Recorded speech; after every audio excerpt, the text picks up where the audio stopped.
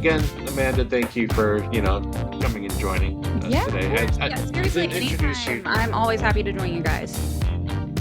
I didn't even introduce you to Taylor yet, and I feel bad. This is Taylor. She is my co-host for the Boss Rush Book Club. She started 2 book clubs after you, the last one you were in. So, but yeah, she's a permanent face here. So, good to meet you. Yay. Nice to meet you. Yep, and Amanda here, she's part of the Zelda Universe, one of the biggest Zelda communities on the internet. And she also has a podcast called The Shine Sparkers. Oh, I love that. That's so cool. Yeah, I host the Shine Sparkers podcast. So they're a Metroid site, and I was friends with some of the people that work it, and so they were like, "Hey, you want to come do our podcast?" And I said, "Yes, I do." That'd be awesome. The Shine Spark is my vein in the Metroid, especially the really long, complicated ones. Yeah, the really long, complicated ones, I just don't do. I did it once for the 100%. I'm the most pathetic Metroid fan who dies a million times and probably would be considered a total fake gamer, and I don't even care because I'm having fun, and that's all that matters. That is what matters, yeah. My eyes, that's what makes you a gamer, is if you're actually enjoying the game. Because we all know real gamers don't like games. Oh, no. Go online and complain about them. That's right. We'll talk about nobody hates Pokemon more than Pokemon fans. Right now, it's all about the Nintendo Switch 2 hate. Yep. People were gonna hate on it no matter what it was. They could have like the most amazing system ever, and everyone was like, "I hate it." I was actually surprised to see people hating on it. I saw it today, and I saw people saying they were like, yeah, disappointed, like it was like boring or just another whatever system. And I'm like, what did you expect? Like in my head, like I always knew it was just going to be a clone of the Switch, just more powerful. So exactly. I'm fine with it. So they found something that works for them, and they're going for it, and good for Nintendo. Yeah. And I'm excited for it. Don't fix it. Mm-hmm. Yep, Me too. Here. All right. Well, let's get this episode on the road. In 3, 2, 1. Hello, everybody. Welcome to the Boss Rush Video Game Book Club, the Boss Rush Podcast monthly spoilercast and review discussion show about the games that you voted on. I am one of your hosts, Patrick Klein, and alongside me is my co-host, who I know as the girl who can basically believe that every solution to every problem can be solved by adding extra beds to it. This is true, as we have learned. But the rest of the internet knows her as just Taylor. How you doing, Taylor?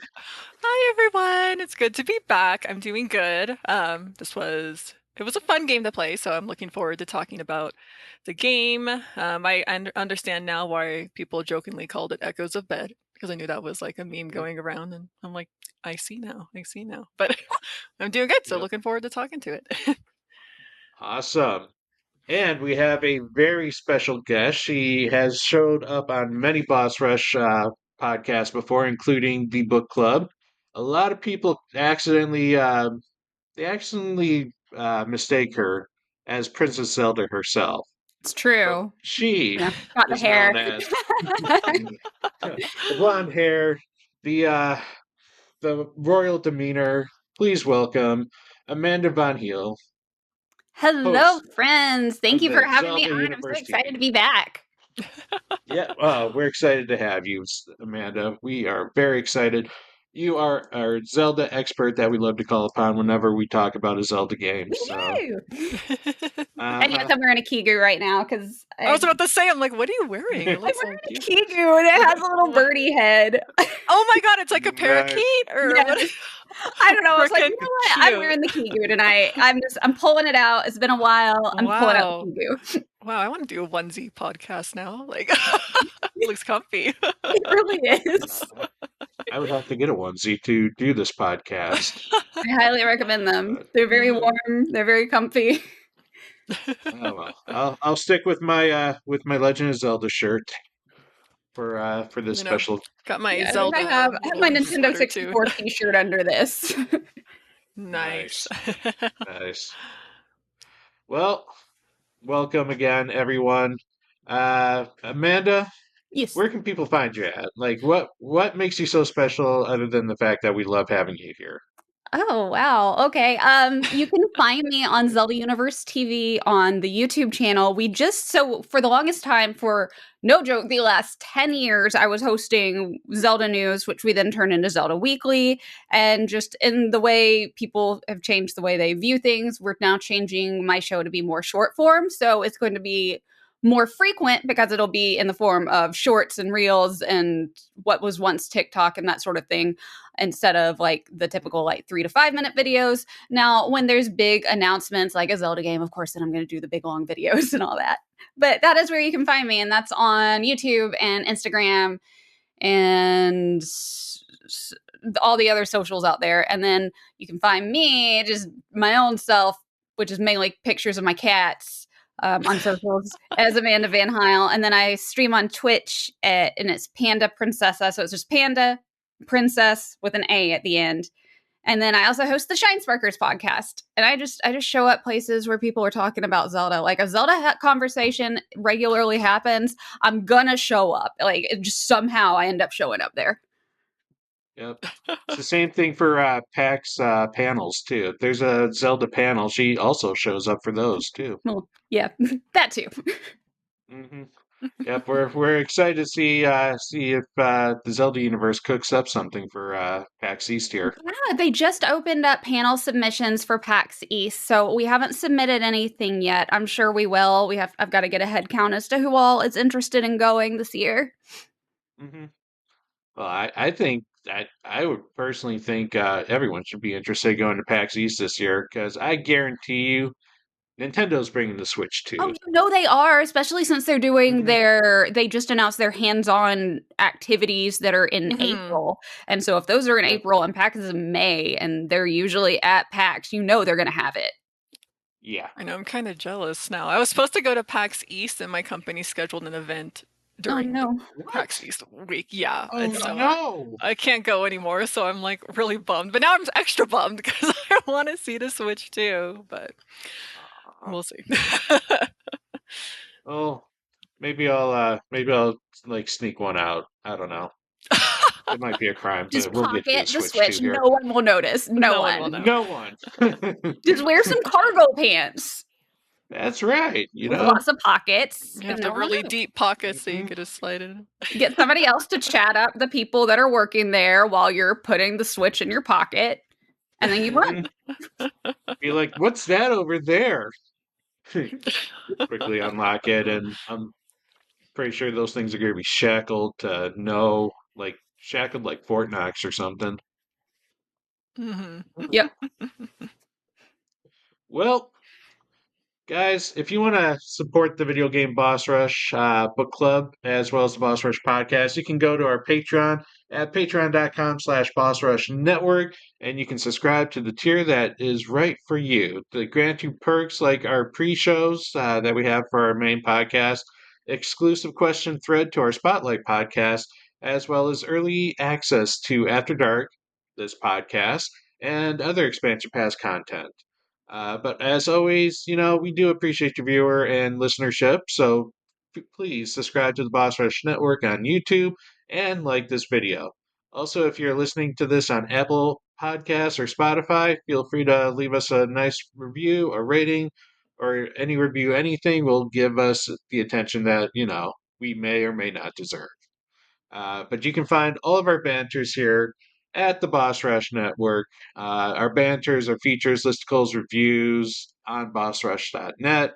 Currently, for those who are listening to Patreon, we just recently did the Boss Rush Bossies, our celebration of 2024 in gaming. It Oh, I is was in a that. very, yep. It's that was a very huge undertaking, let me tell you. It's a lot of work went into that, and we're still actually trying to get it uploaded. There was a few little Oh yeah. I saw technical that issues Discord with, there was technical difficulties, yeah. but we got the first part up.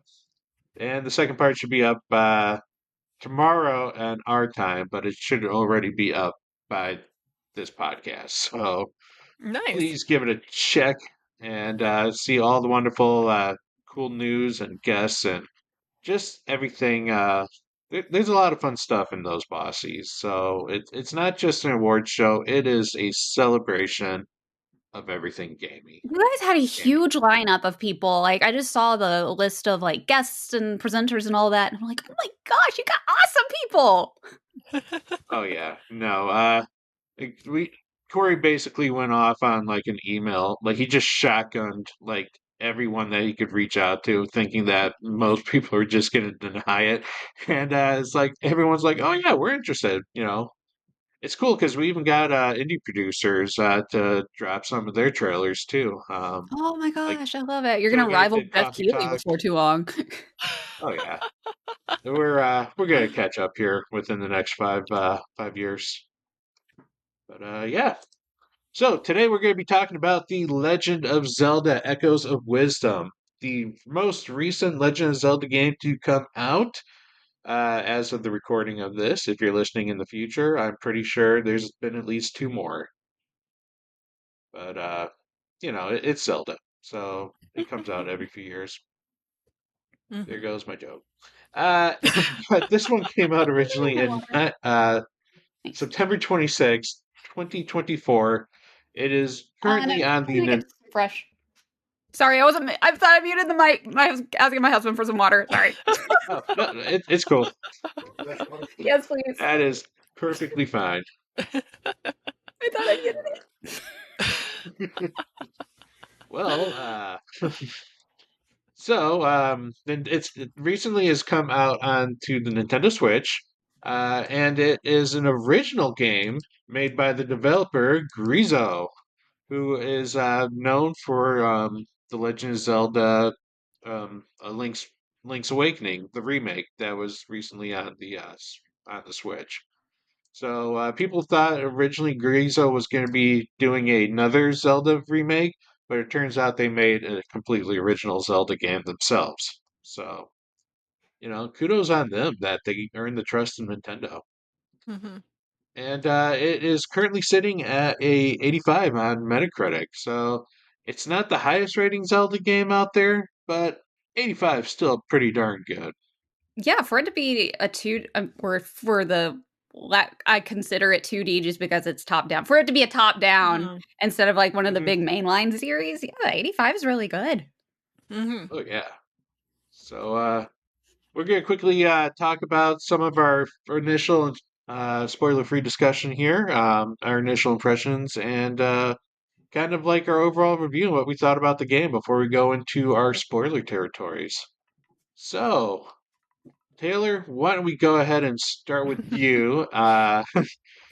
This was the very first when we pulled you on. This was the very first poll that we did for our Mhm. games, and you were pretty excited that this was the one that won.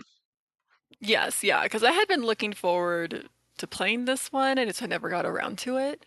Um, I my thoughts on this game are very mixed. I feel like I'm very Hmm. 50-50 about it. I'll be honest, when I first started the game, the first 20 minutes or so, 30 minutes or so, I was not enjoying it at all. I did not like the combat. I'm like way more into like action combat, so I really want to walk up to an enemy and like smack them and use my shield and have a sword and all that stuff. Like I'm like that type of person. So I wasn't very happy at first because I'm just walking around and being like, let me summon a monster to do my work, and let me summon a rock and throw a rock at an enemy. And I was not having it. um, but I think I had to just kind of change my mindset a little bit while I was playing because I'm like, this is not a typical Zelda game. It's like a spin off. Um, in a way, it's kind of puzzly because you're like, oh, what's the best enemy to summon to fight these guys, or what object should I summon to do this? Um, so I think once I kind of adjusted my mindset, I started enjoying it more. And I know we did get at some point you get. I guess that's a spoiler. I don't really know. That's not a uh, spoiler. Nintendo like openly Yeah. said it like at the okay, very beginning, and you it was in get the the trailer. link thing. Okay, I Yeah, could if not it's in the remember. trailer, it's free game. But yeah, I know at Yep. some point you do get the link thing where you can go into him and attack enemies, but it's only for a certain amount of time. And yeah, so it was just interesting. I was very back and forth on how I felt about fighting enemies in that game. I did enjoy the dungeons though, because it was very puzzle-esque to me. Because to me, it was fun to go through all of my echoes I had and be like, "Oh, what should I use to do? To get high up here or do this here?" And it was fun cycling through them and collecting new ones. Um, the story was just okay for me. I wasn't very invested in the story, I guess, compared to like other like the mainline Zelda games, which usually like capture my attention. Um, but I did like Try. He was so freaking cute when we got introduced to him at the very beginning. I was like, I love you. You're so cute. Oh my god, he's adorable. Um, I love the art style of the game. I hadn't had a chance to do the Link's Awakening remake yet. So I do want to play that because the original Link's Awakening was one of my favorites, but I do like the art style. So now after playing this, I want to do the Awakening remake because I'm like, it was so cutesy. But yeah, I would say overall, it was pretty fun. I feel like the novelty kind of wore off partway through the game. I feel like you kind of found yourself using the same echoes over and over and over again, and a lot of them you like didn't use, or like once you got a strong enemy, you would always use the same enemies for fighting. And I personally don't see myself replaying this game. So like when I rate a game, I kind of take into replayability factor because a lot of mainline Zelda games or other Zelda games, I'm like, oh yeah, I'd love to replay that. It was so good. And in this one for me, I'm kind of like one and done. So while it was enjoyable and unique, I'm just kind of 50-50, I guess. So to me, there's like pros and cons of the game, but it was fun for me to play through. And I do like how creative they got with the echoes because that was really neat. And like I said, it was pretty fun to me to summon all those things. So that's my opinion. We welcome all opinions, good or bad. I think that's what makes things very interesting when, it's not, oh yeah, this is the most perfect game in the world, and everyone agrees with that. You know, get to have some conversations with that later. Amanda, what are your thoughts? So overall, I thought the game was just so stinking cute. I loved Link's Awakening, and when I saw that they were doing another game in the same style, I was so excited because I just remember seeing the trailer for the first time, and first thing that popped into my head was like, "Are we getting like a Link's Awakening style?" I thought it was going to be a Link to the Past. I thought they were just completely redoing Link to the Past, and then saw that it was its own game, and then even better that you get to play as Zelda. I thought that was so cool. The whole time I'm just thinking of all these little 8-year-old girls out there whose first Zelda experience is getting to play as Princess Zelda, and how, when I was like a little kid, I didn't have any girls to play as. I was always like, I think I was like several others who played as Tails in Sonic because we all thought Tails was a girl because Tails was so cute. And then we found out Tails was a boy, and I was like, I'm going to pretend Tails is a girl. So that was, to me, just really special to me. The puzzles. So at first, I had the benefit when the game came out, as like I got to play it at PAX West, and I did embarrassingly bad at the escape, and I have an excuse. I'm calling it valid. The reason I could not do that escape sequence is because I got so in my head with the boxes and with the bed. I kept thinking that I was having to build stuff. If you've ever played Catherine or Catherine Full Body, I thought it was that kind of a style of a puzzle. And that's what I kept doing. And I just kept muscle memorizing and going back to like Catherine. So I was like, wait, no, this isn't how we're supposed to stack it. And then I found out you could just walk around the guards, and that was just a total game changer. And so then when I found that out, I was like, oh, okay. And then I got through no problem. And so that to me was the absolute hardest part of the game, was just the escape, and everything else. Like from there, I'm like, oh, well, I'm gold now. Sometimes we are our own worst enemy and overcomplicate, our I'm thoughts. really bad about getting in my own head anyways and making things way too complicated. But that was like one of the neat things about the echoes, is that there were so many different ways to solve the different puzzles. Like I would be streaming it and, I would do a puzzle one way and, friends would be watching and be like, huh, I didn't think to do it that way. That way is much easier. At the same time, I would do one and make it way too complicated. And they're like, why didn't you just, all you had to do was this? I'm like, oh, well, I didn't know that. Now I do. But that was part of the fun. Mm-hmm. I wonder if, like, when they designed the game, if they had, like, an actual, like, this is how you're really supposed to solve the puzzle, and then people just kind of, like, started doing their own thing, and they're just like, no, no, wait, you know what? Fine, just go with it, you know? Oh, Right. they Makes do. me They think have of like like their standard way of doing it. Like, this is how you're supposed to. I'm going, or I could try this way. it makes me think of like Tears of the Kingdom, where everyone had like the most absurd ways to Yes. solve puzzles and stuff by whatever, building their weird contraptions and doing crazy stuff. I'm like, you do you. I'm boring. I don't know. I'm not that creative. I wish I had building skills. Instead, I just made a bunch of pod racers, and that was about it. Uh, no giant battleships of death to launch Koroks everywhere. I wish I had those skills. So I just watched Wow. everybody else's videos. They're so mean. I like Koroks. I like them too, but those videos were so funny. Especially the Let's be rotisserie that I saw. That's Oh my god, I saw that. Yeah, that was horrible. Oh man. Well, let's be honest though. The Koroks were trolling us since Tears or yeah, Breath of the Wild. After kept finding them all and then just getting the special trophy at the end, Yep. the special smelly trophy, Where you're like, man, they were full of crap this whole time. literally. Literally. Uh, well, I would say my impression of this game echoes, puns intended, Taylor's experience with this. I initially well, okay, a little bit different. I actually liked the novelty idea, but it grew stale pretty fast for me. I I was really excited that we were getting a Zelda game. I like it when games do try to do something new and inventive. Like I will always give props to that, even if it doesn't necessarily work too well. And I think maybe with the Echoes, the problem was it was too much in terms of Echoes. Because, like Taylor said, I felt like there was way more echoes than I needed to, and it was always more of a chore to like flip between the lists, sorting to be able to find the echoes that I needed to use at that particular time. I definitely agree on that for sure. Mm-hmm. hmm And then it was also the fact that most of the echoes, like most of the fighting echoes, I felt were just weak.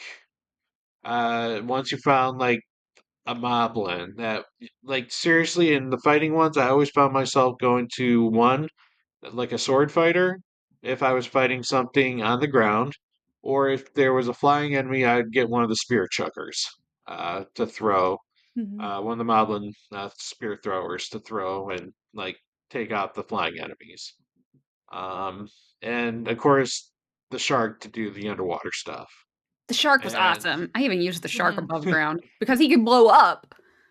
oh yeah, no, I Or not the shark. What was it that blew up? Something blew up. yeah, there was a bombfish. There was a bombfish. Okay, so I used the shark Yeah. every chance I could. But the hmm bombfish I used on land a good bit before I could have like any bombs or anything. Because like if I Yeah. needed to blow something up, just use the blow up fish. Like That's what I did. It's like I'm not wasting my energy to, You're yeah. get the bombs out. I'm just yeah, going it's to like use by the the fish time I could get like actual bombs, I'm like, well, what's the point? I've got the blow up fish here. hmm Yeah. No, I mean that was another thing. The link powers, like uh, I was excited that we had them and it made it feel a little more like a traditional Zelda, but outside of the sword, and outside of like the final battle, like you only needed the sword because you could basically fight everything else with more power, using the echoes.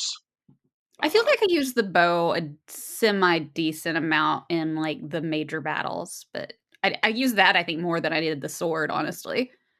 oh, that was more the sword. I hardly used the bow except for the boss that flew around a lot. It's like, okay, I clearly, you know what, that wasn't the final boss. It was the second final boss, but we'll talk about that later.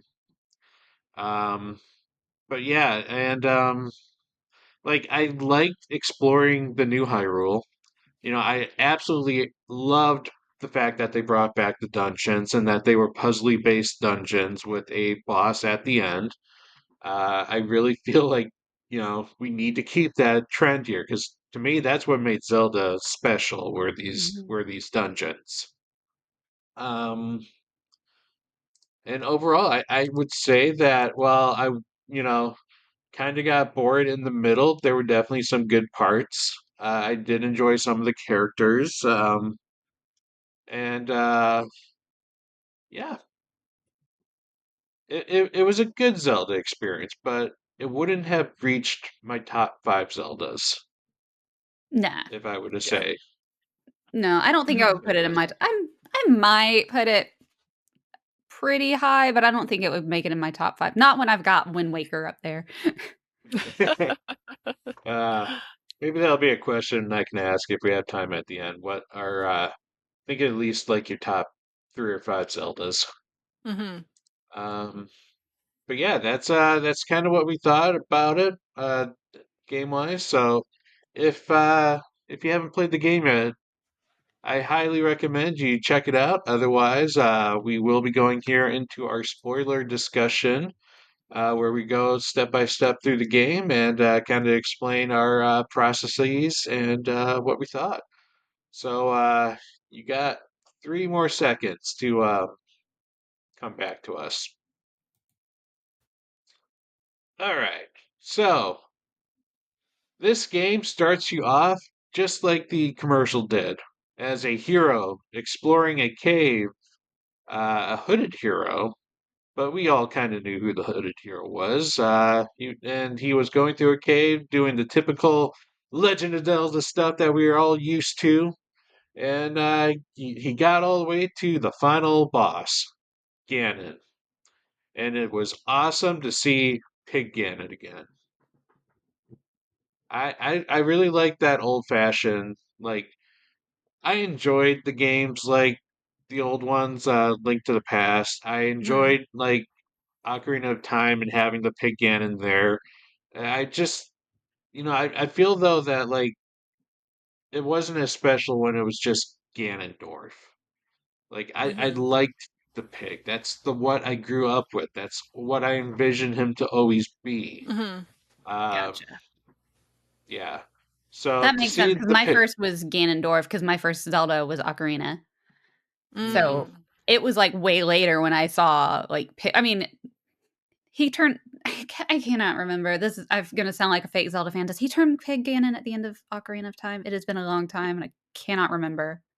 yes, he was. He turned into Pig Ganon at the end of Ocarina, or at Okay, least I a thought he pig did, demon. and I feel like a fake Zelda Mhm. fan for being like, "I cannot remember," but it's been a while, and they all started to run You were together after making a me while. question it too. I'm like, I think he transformed, but I'm like, was Like, it a I thought pig he did, but form or am I a mixing different it form? up with another Yeah. one? Because I do that sometimes. Yeah. Yeah, I'm it old. was like a Give me a break. mixture of a pig and a demon, but he had the little like moving snout that Mhm. was the pig form.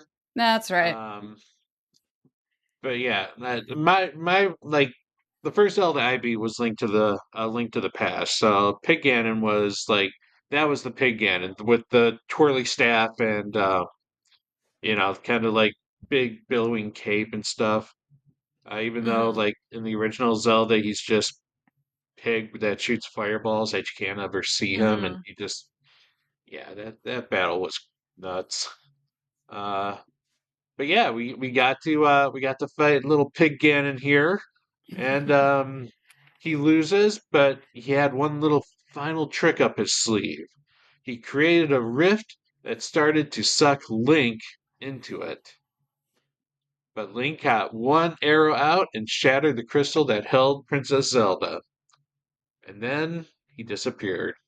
And it just kind of leaves you on a screen with Zelda and a cracked crystal just floating there. what are you supposed to do? Just nothing's happening. Maybe the game froze. Then, oh my gosh, wait a minute. If you move something, you're moving Zelda in the crystal. She's shaking it. She's pounding it. She's making that thing crack a little bit more. And that is when you understand that this isn't a Legend of Zelda game starring Link. This is the Legend of Link starring Zelda. Yeah. That's right. So what was our impression like when we first like got that like we're finally able to control Zelda a little bit here. Like I don't know what this is the first time we've ever been able to control well Mhm. outside Hyrule Warriors, of course, that we're ever able to control Zelda. Like what were our expectations going into this?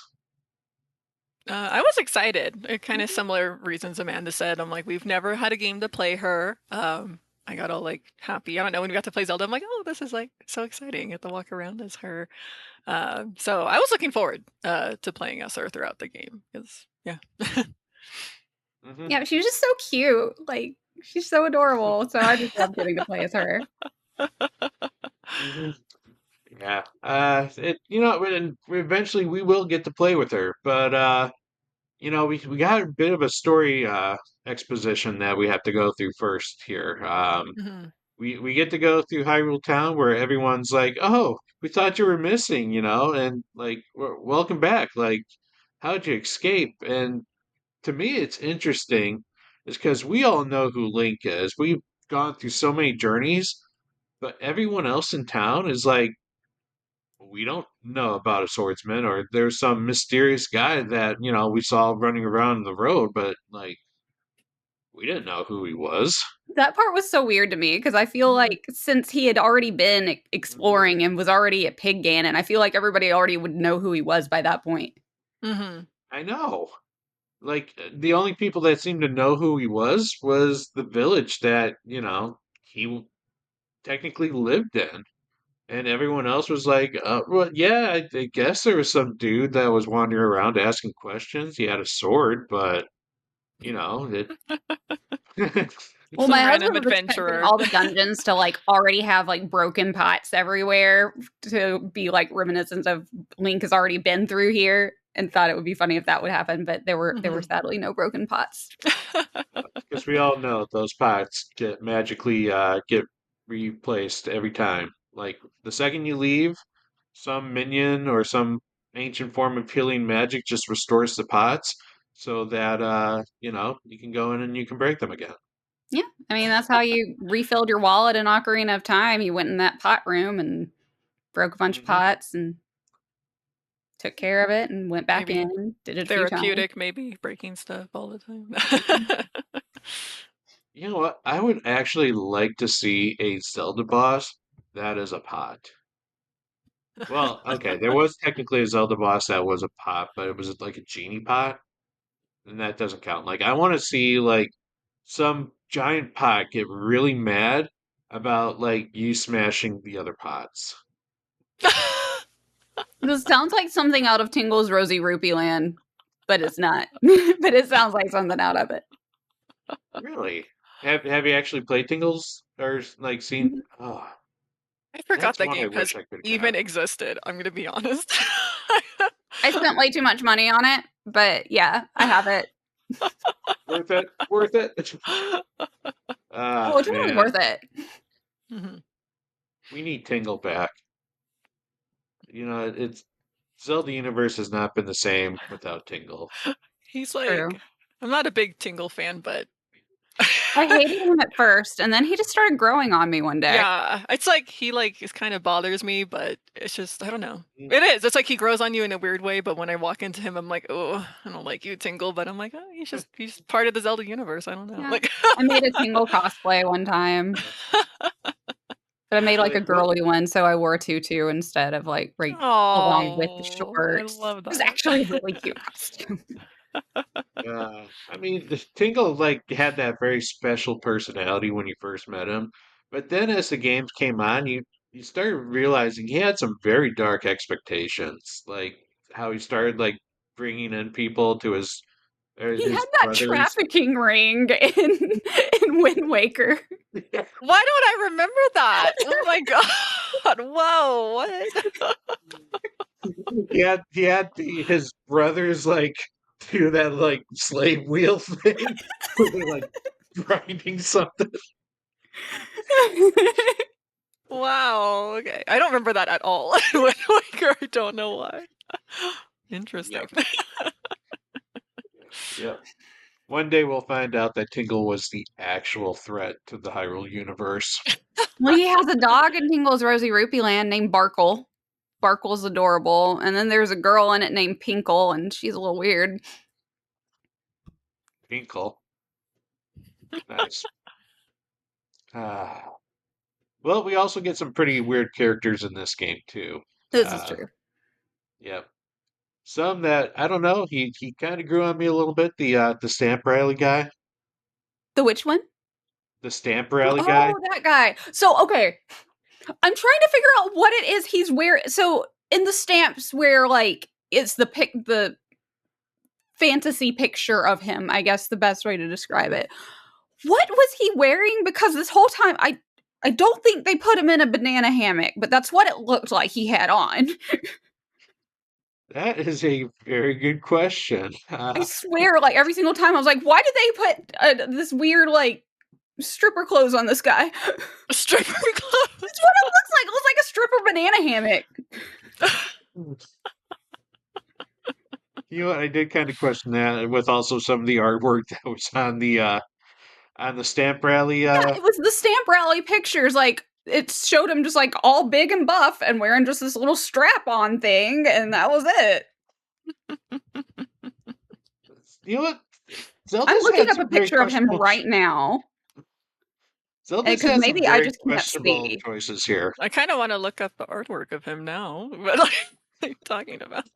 Yeah, I swear he's wearing like a unitard or leotard. He's wearing like this leotard looking thing And that's also like it's Yeah, it does look like a little spandex thing that like yeah, it looks goes like a little down. spandex leotard that he's wearing. Mm-hmm. I mean, maybe I'm just yeah, looking at it wrong, but it just looks like he's wearing like a very skimpy spandex leotard. yep. With and that's something that you can get Zelda too. I think if you beat the actual stamp rally. Oh, okay. I never got that Yeah. costume. Yeah, neither did I. I think I was like Yeah. two stamp pedestals, but I also kind of just wanted to finish the game. I had fun doing the So stamp rally, but I did not have it in me to do all of the stamps. Mm-hmm. And it took me yeah, forever to find additional costumes. Like I think I got the cat one pretty early and then everything Mm-hmm. else like it was into the game before I got the rest of the costumes. Mm-hmm. yeah. No, I feel like they didn't emphasize the costumes enough in this Mhm. game. Like, I almost feel like once you got the Gerudo dancer costume, that was all you needed because it made you spin faster Mm-hmm. and therefore And I made you didn't get walk that till the very faster. end because Yeah. I was looking for it. I was like, "Where is this Gerudo costume?" And then I'd forgotten about the mango thing. Yeah. Oof. Mm-hmm. That mango game. Apparently, you have to like perfect it to be able to get a heart piece Hmm. in that. So, like, Okay. I don't. That wasn't something I was willing to do. I struggled enough with that one. Um, So, kind of got off the path here, but that's kind of what the Zelda game's all about, is to explore at your own pace. So, kind of point you in a direction to start off with, and then you can kind of explore, and then they'll kind of bring you back a little bit in the middle, and then open it up again for you. So, anyways, going back to the story, we find out that our Zelda comes home. Everyone's glad that she's back. She mentions that the swordsman is in trouble, and so the guards kind of like, oh yeah, we'll go and find some more guards. Why don't you just go and rest up in your bedroom here? Um, but then the rifts started opening up here and there, and the king and his guards all get kind of sucked into it. And then another king comes out of it. And this one's like see that girl over there, my daughter, my pride and joy that I had you search the entire kingdom for? Yeah, this is all her fault. Throw her into the dungeon and we'll execute her later. Yeah, I thought that was wild. Yeah, I did too. I was like, well, and everybody's just gonna go along with it. Okay. I know. Zelda, I'll I was explain just it. standing there because Zelda wasn't doing anything. She's just like standing there, going to jail with them. I'm like, whoa, you're not going to try to defend yourself Yeah. or run away or fight back. She's just like, Or use some of your, I guess she was using her wisdom there. The wisdom to not speak and just accept accept her it. fate. Yeah. Like, I'll find a way out of this. If not, there'll be another swordsman to come and save me later. That's how it works, right? Yep. But there's not another swordsman that comes to save her. Instead, it's a little teeny ball of happiness named Try. And So cute. Try's like, Try's like, okay, we need to get out of here, but I notice you can't get through bars, so let me give you this cool rod here called the Rod of Echoes, and we'll teach you how to make stuff with it. And so, of course, one of the very first things that you learn is the most useful tool of all, the bed. Yep. I made quite a few beds. Yep. Mhm. The beds were definitely useful in the fact that you did not need any of the smoothies that the game was trying to teach you to, brew, because the bed and the PJs, if you got those later. Oh yeah, I did Uh, eventually get those, but I just usually just stayed in the cat. Yeah, the cat yeah, costume was cute. and you got to speak with the cats. What Exactly. more could you want? Yeah. The cool thing about the bed is not only was it useful in making like stairs, it could also restore your health too. So it was like one of the most versatile tools out there. Mhm. And so you use those tools sometimes successfully, sometimes not as successfully, trying to get out of that dungeon in the most stealthy way possible. That was a jab at you, Amanda. Sorry. Hmm? I said that was a jab at you. Oh, okay. Sometimes Yeah, I don't successful, care. sometimes not. I know I did a horrible job at it. And then the fact that the guards could see you if you were like on top of something, I felt cheated. Like they're not supposed to be able to look up. Man, I was trying to Exactly. be. Oh, sorry. I was trying to be creative because when I was on the bookshelves above people, I thought you could knock them out. So I remember when I learned how to make pots, I was purposely dropping pots on their heads and stuff. It doesn't do anything. They just like Yeah. have a Nope. question mark pop up, and I'm like, See, I okay. thought there would be a way for me to build some bridge like completely on top of the whole thing, and I was gonna have to like move boxes around, and that Mhm, wasn't it. Turned out all I had to do was just like put a couple echoes and then go around them. mhm. But I was mean. I boxed them in. Like I distracted them to a corner and put like boxes on either side, and then they were Yeah, trapped. And I'm I like, did that a okay, few times. have fun. Yeah, bye. Well, they should She not lived have been to able live to or look die. over the boxes. They should not have been able to jump on the boxes. Yeah. When that happened, I was like, no, no, you're not supposed to be able to see this. uh, that's I would say one of my biggest complaints of this game is there's way too many stealth sequences Mm-hmm. for this, Stealth and makes me nervous. yeah, there a horrible one in the Farron Temple. Ugh, but we'll get there. Or not the Farron Temple, the wetland area, but we'll Mm. get there. So we finally escape, and we run into a blacksmith who is looking for the swordsman, and you knew the swordsman. He knows the swordsman. He's like, "Come back to my shop," and he kind of tells you a little bit about Link, and says you also need to go explore these ruins that mysteriously vanished in a void. Um, and so then you work your way to your first dungeon. Unless I missed something here. I don't think I did. Yeah, that sounds about right. Uh, Oh yeah, yeah. Impa's there. Oh yeah, yeah. Impa's there too to, kind of help. Oh yeah. Yep. Oh man, I didn't expect her to like kick everyone's butt when she showed up, and she was like, and I was like, She's whoa. gold. Yeah, she's amazing. Yep. See, that's Even why with I their learned to fight age. so that one day I can be like Impa and I'll be the little old lady that kicks everyone's butt. Yes. Hmm. You see that's the next video game we need is an IMPA video game.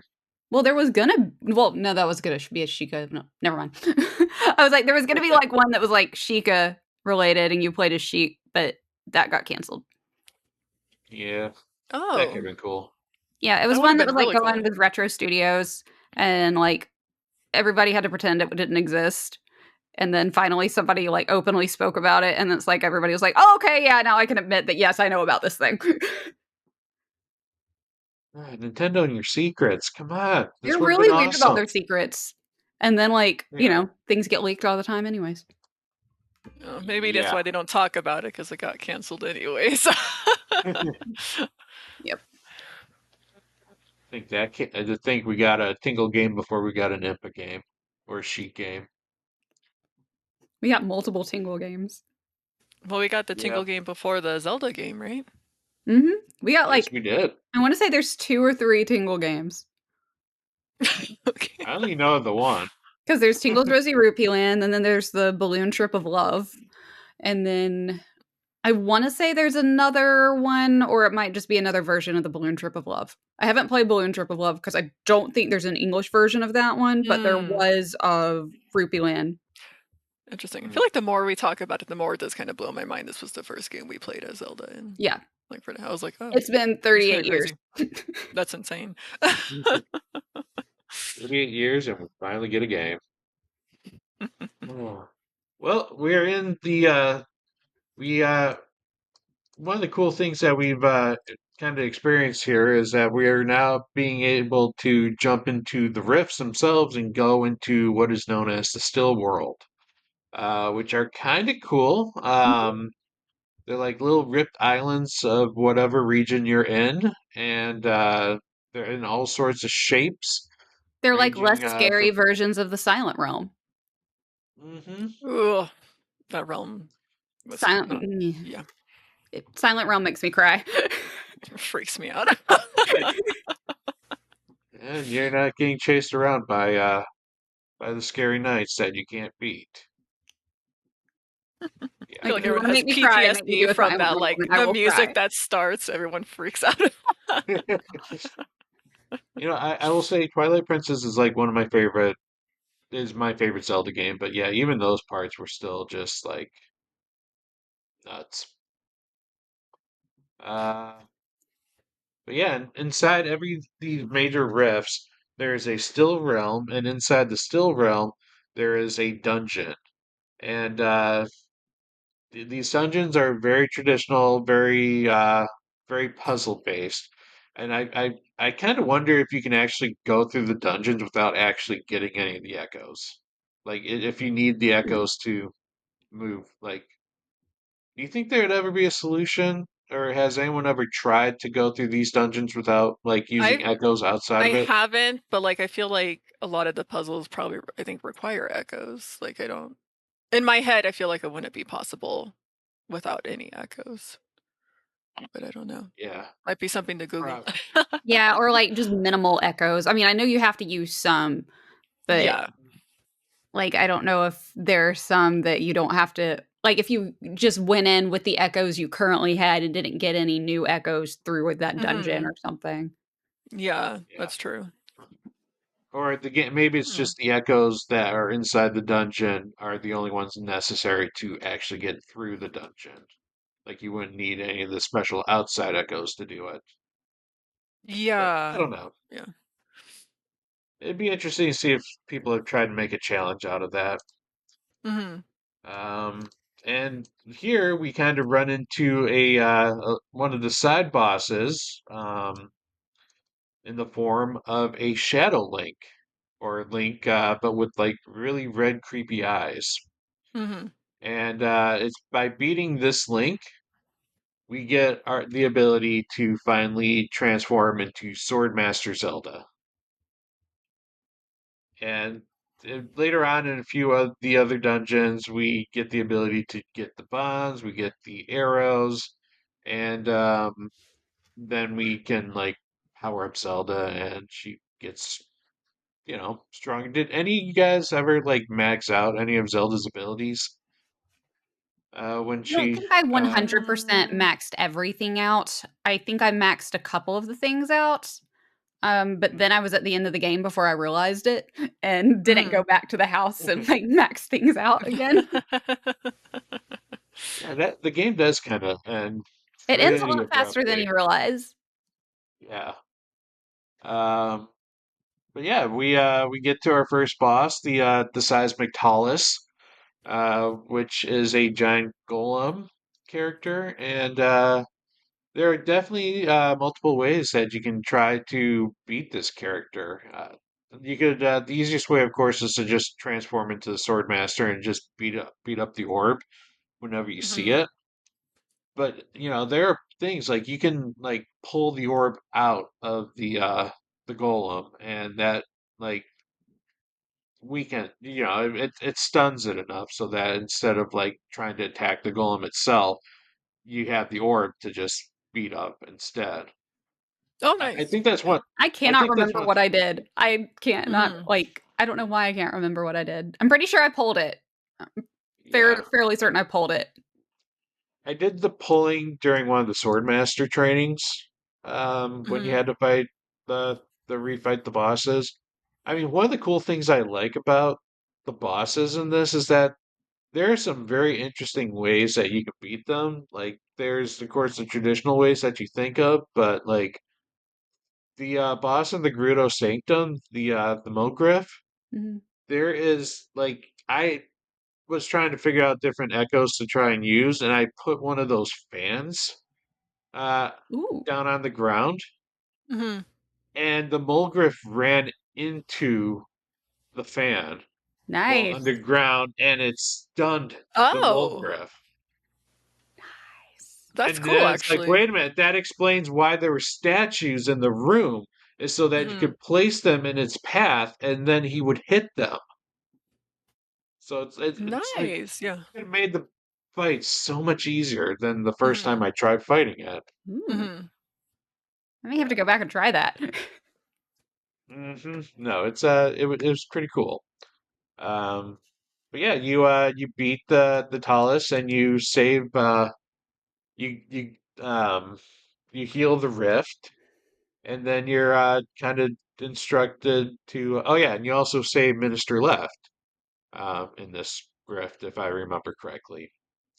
And you guys come up with a plan to go and seal up the other rifts and hope that maybe the mysterious swordsman, was in one of those rifts. So now you have your choice to either go over to the more watery side of the watery lands of the Zoras, and I love that you had both sea and river Zoras in this Yes. game. Or you could go over to the Gerudo Sanctum. Which direction did you ladies go initially? I went to the Zora because Zora's my favorite race in the Zelda universe. I just love them so much. So when I found out that was an option, I was like, okay, I'm gonna go right over there. I think I went to the Zoras first. I think that's where I went first. I feel like I Interesting. I went there went to the before Gerudos. because I love the Gerudo, but I also love the Zora. Mm, I think I probably went to both around the same time because you can go to one and then go to the other and then decide like what to finish. I don't Hmm. remember which mhm, one I finished first, but I know I did go like back and forth between the two. And I was like, Hmm. I'm tired of this one. I'm going to go to the next one. mhm. Yeah. No, I kind of wonder, like, I feel like the Gerudo Sanctum was harder than the Jabal ruins were. Yeah, I would But agree. yeah, I don't know. I tend to go to the desert first just to get them out of the way because I'm not the biggest fan of desert levels. I don't know, they're just not Yeah, fun to me. I'm that's like one of my things with any like open world RPG or anything. I don't like desert levels either. Usually Gerudo Valley's an exception though, because I love Gerudo Valley in Zelda games, probably because I usually like this the theme song. Like usually if Mm. it plays the Gerudo Valley song and stuff like that, I love that song so uh, much. Oh it's my god. so good. Yeah, every variation of it has always been like top tier. So I feel like Yeah. Gerudo Valley is an exception to the desert rule, but yeah, normally I don't like deserts either. I think the only reason I really like the Gerudo is just I'm the youngest of 3 sisters, and so I was just like in a family of nothing but girls everywhere, and then like all the activities I did were like all girls, and so like I just very much relate to them of being like, what, I don't know how to talk to a boy. I've never been around one before. So I very much related to that. That's funny. Mm-hmm. Well, let's since it's 2 against 1 here, let's go to the Jabal ruins first. Okay. And I personally loved this area. I really liked how the River Zora's like river area. I don't know. There's something about that particular area that just put a smile to my face. How Well, colorful it they're the was, and fun ones. Like they were the hmm fun jazz loving Zora. yeah, I call them freshwater and saltwater Zoras. So the freshwater Oh, I like Zoras that. were the fun ones. The Mhm. saltwater Zoras were like, I'm better than all y'all. But I love them yeah. both. Yeah. I agree. I felt like the salt ones were more calm and more like wisdomy and kind of they had the air of like I'm better than you. Yeah, they did. Then you had the fresh ones that were just like, hey, let's party, Yep. Uh, and I Feel like love I the get along feud. with the freshwater ones, the party, the more upbeat ones. Yeah, although and of course like I love the music theme to this particular side story about like they had the trumpet, the other side had the harp. One was a more brash instrument, one was a more elegant instrument, and it kind of caused a feud between them. And like, I don't know, I thought that was a It was a very fun cute story. storyline. Hmm. Yeah, And I then you think that's learn, one wow, thing. one music style isn't necessarily better than the other. In fact, both are Mhm. great. You should use them both at the same time, and instead of competing together, complement Create each some other. fusion. Hmm. Some Create jazz beautiful music. fusion. Yeah. So you eventually solve the Zora's problems, and yeah, you eventually solved the Zora's problems because you needed them to open up the temple where the rift was. And it's always funny because like tries like, okay, the rift's right over here, and you're like, I can't follow you, and tries like, why not? Oh yeah, right. You can't go through ground like me, or so we'll have to figure out another way. Yeah, he's funny. Um, yeah, try learning human emotions too. It's adorable. Um, so guys, this is our traditional water temple. And I gotta say, this was probably one of the coolest water temples I actually remember in recent times. I agree. That was a really Yeah, fun one. I remember I was a little worried because I feel like water temples or water levels have like bad reps and stuff. So Oh I feel yeah. like when I went there, I was like, oh no, am I making a mistake I get chasing the lost goat every here? single time I do Jabu Jabu's belly in Ocarina of Time. I get Oh lost yeah. there more than I get lost in the water temple. Yeah, the actual water temple I don't have too much issues with, but I don't like, well, I just don't like Jobby Jobber's belly. I don't find it Mm, exciting. I go there and I'm like, okay, I have to do this out of again. here. Yeah, it's kind of gross and everything's moving and the floor, like I Yeah. swear I can't tell if you're moving on the floor. Like, is the floor pushing you, or does it look like it's just pushing you in that temple? Like, I Hmm. feel like it's I thought it pushing you. just, oh, I was about to say, I thought it just looked like it. I think it just looks like it. I don't know. It's a good optical illusion, but yeah, It's luckily gross we either didn't have way. that. Yep. So eventually you work your way through the water temple and you run into a kind of a seahorse looking character called the Volcabor. And this is a kind of an interesting battle because instead of the traditional over looking down view, this is the side view. So it was a different way of fighting this creature. Hmm. Um, and again, it to me, the way I beat it was I just turned into a swordsman and just like smacked the crap out of it with the sword. Yeah, Yeah, I think that's that's what I kind of did. what I did too. Because it's just, yeah, you can just go above them or whatever. And swipe down on him, which made it easy. Yeah. Um, So I mean, he was a pretty simple boss mhm. overall. And then we had the Gerudo Valley area, and they were having a little dispute over, or they were having an issue where monsters kept on like swarming the desert, and that the troops are getting injured, and they kept on believing that if they were to fight all these monsters, the rifts would eventually go away. And we find out, of course, that that was a false fact given to them by an imposter minister who was actually a dark echo in disguise.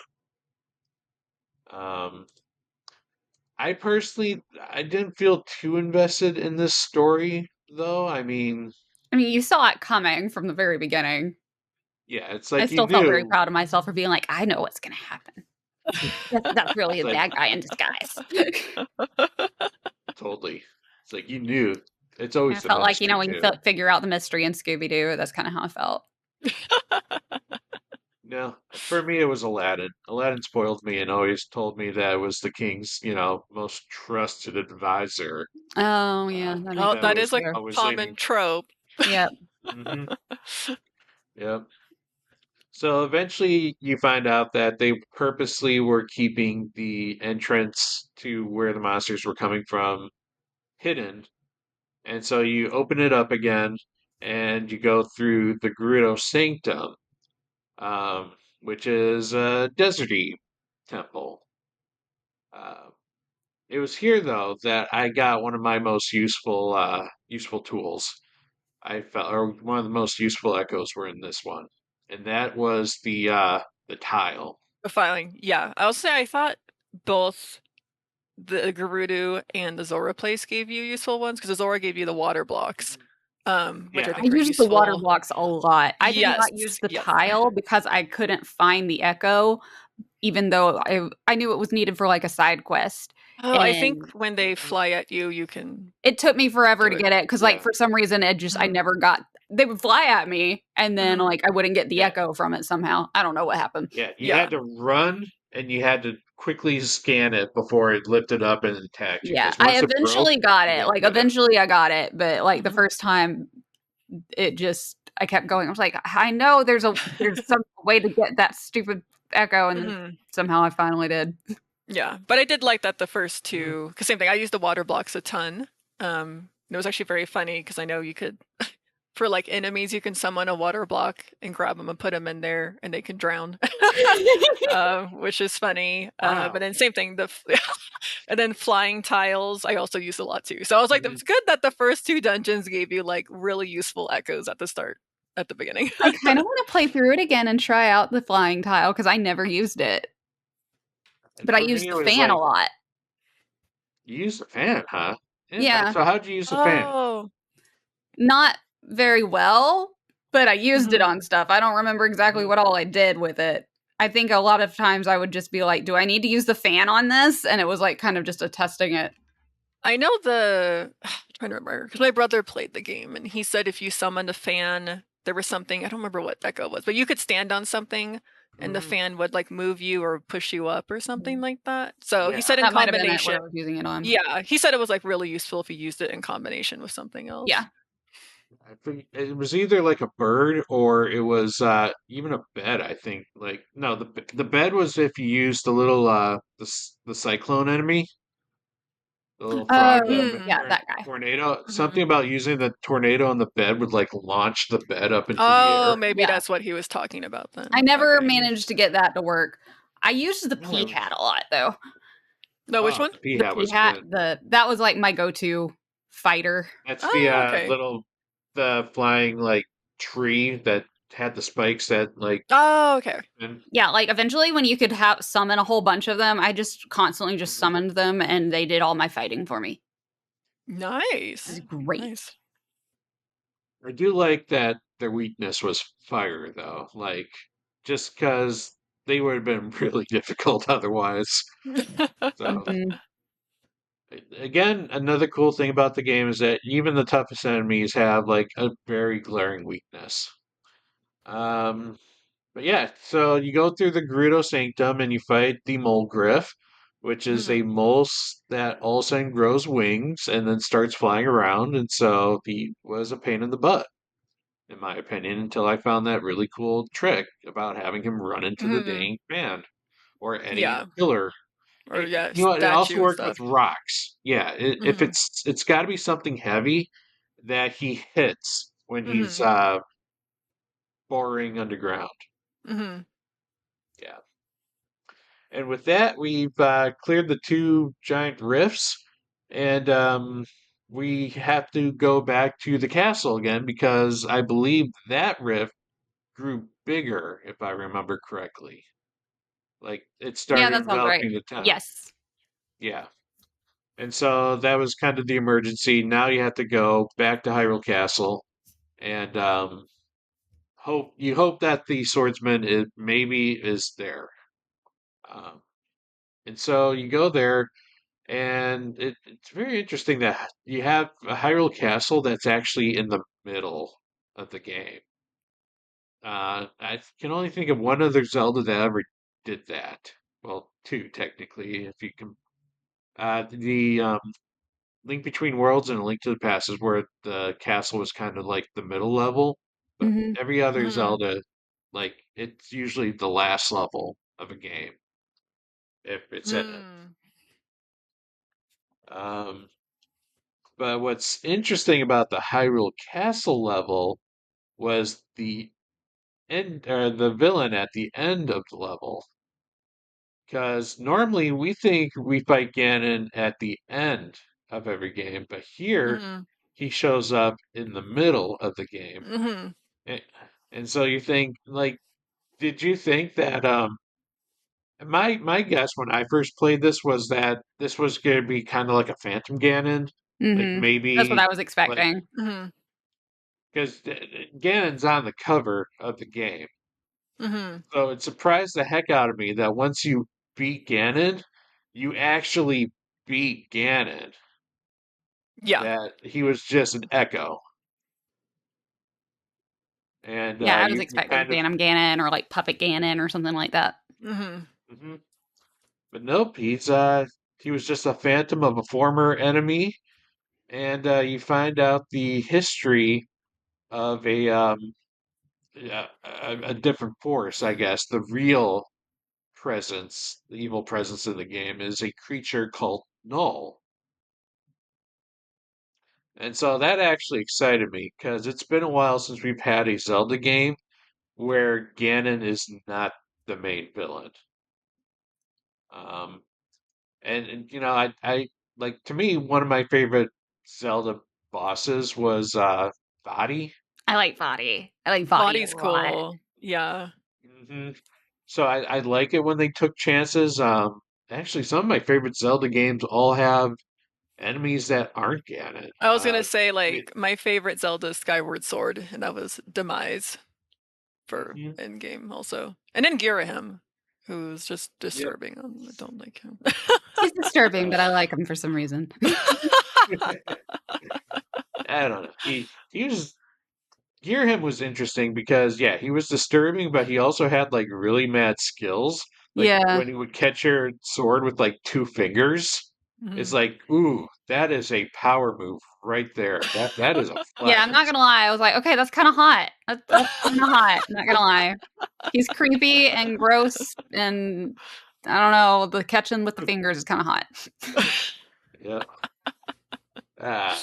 But so yeah, there's an evil entity named Null who is a being that just wants to devour everything into nothing again. Mhm. Um, and so now to be able to stop Null, we have to go and we have to find the goddesses in these regions where new rifts have started forming. Mhm. They were forming in the holy lands of the game. So you have three new areas to choose from. Again, you can hit them in any direction that you want. Also, we have Save the King and General Wright at this point too. But no Link. No, wait, no. Link didn't need saving because Link saved himself. at one point, but we don't know how because, like, I guess he was just wandering the still world the entire time. Like, we don't know what happened to Link. He just He disappeared, just and then used a he, whole lot of courage. yeah, and he just like all of a sudden magically appeared in the castle when you're fighting Ganon. Courage. He Yep. Mm. couraged himself everywhere. Well,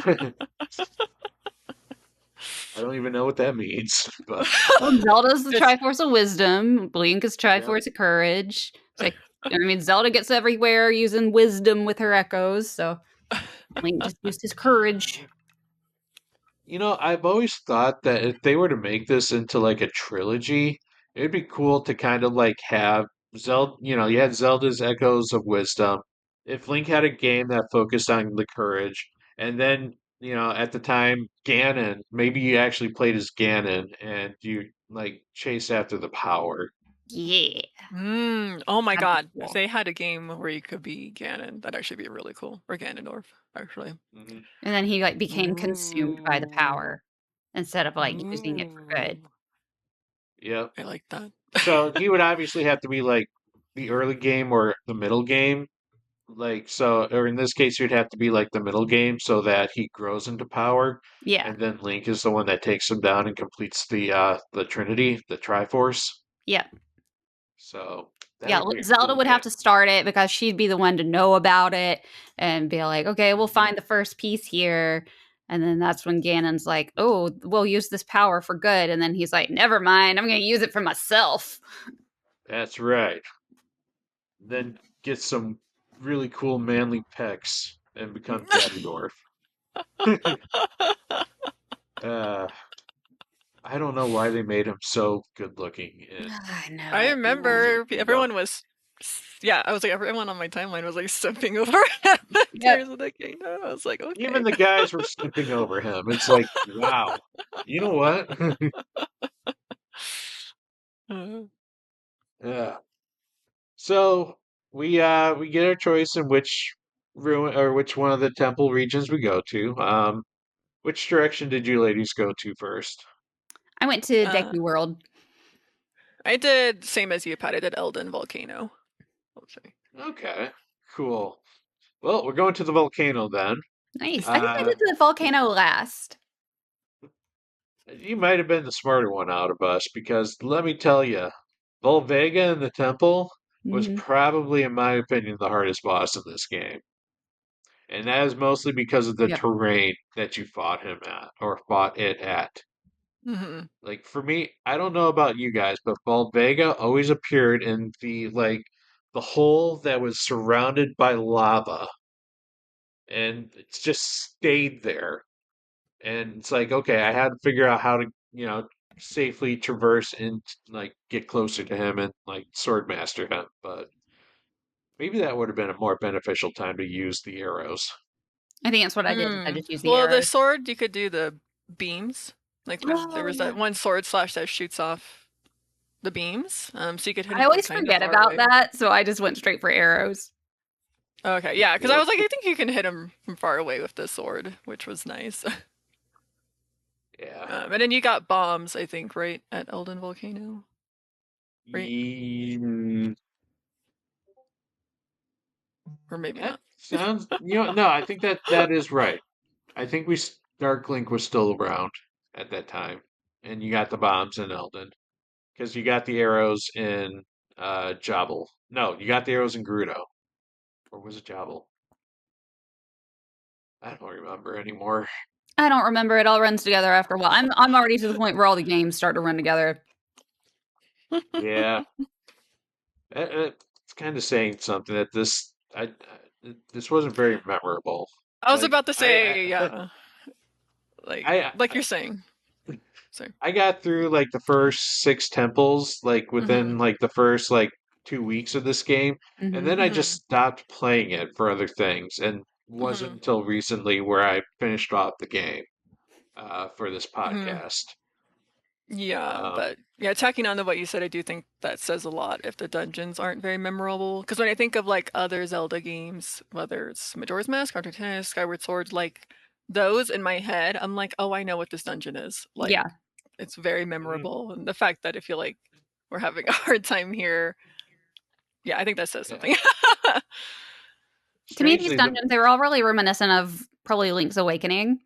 And I love Link's Awakening, but that Mhm. was another one where I don't really think much about the dungeons all that much, except for the one with the chess pieces. Mhm. Yeah, no, I try and I forget that mean one. it was because a lot of these dungeons they weren't themed Hmm. like the 3D Zelda ones tend to be. Like this was like these were caves or they were temples, and they weren't like necessarily ice, fire, forest, stuff like that. Um, but before we got to the Elden Temple, we had to help solve the Goron's issue where they were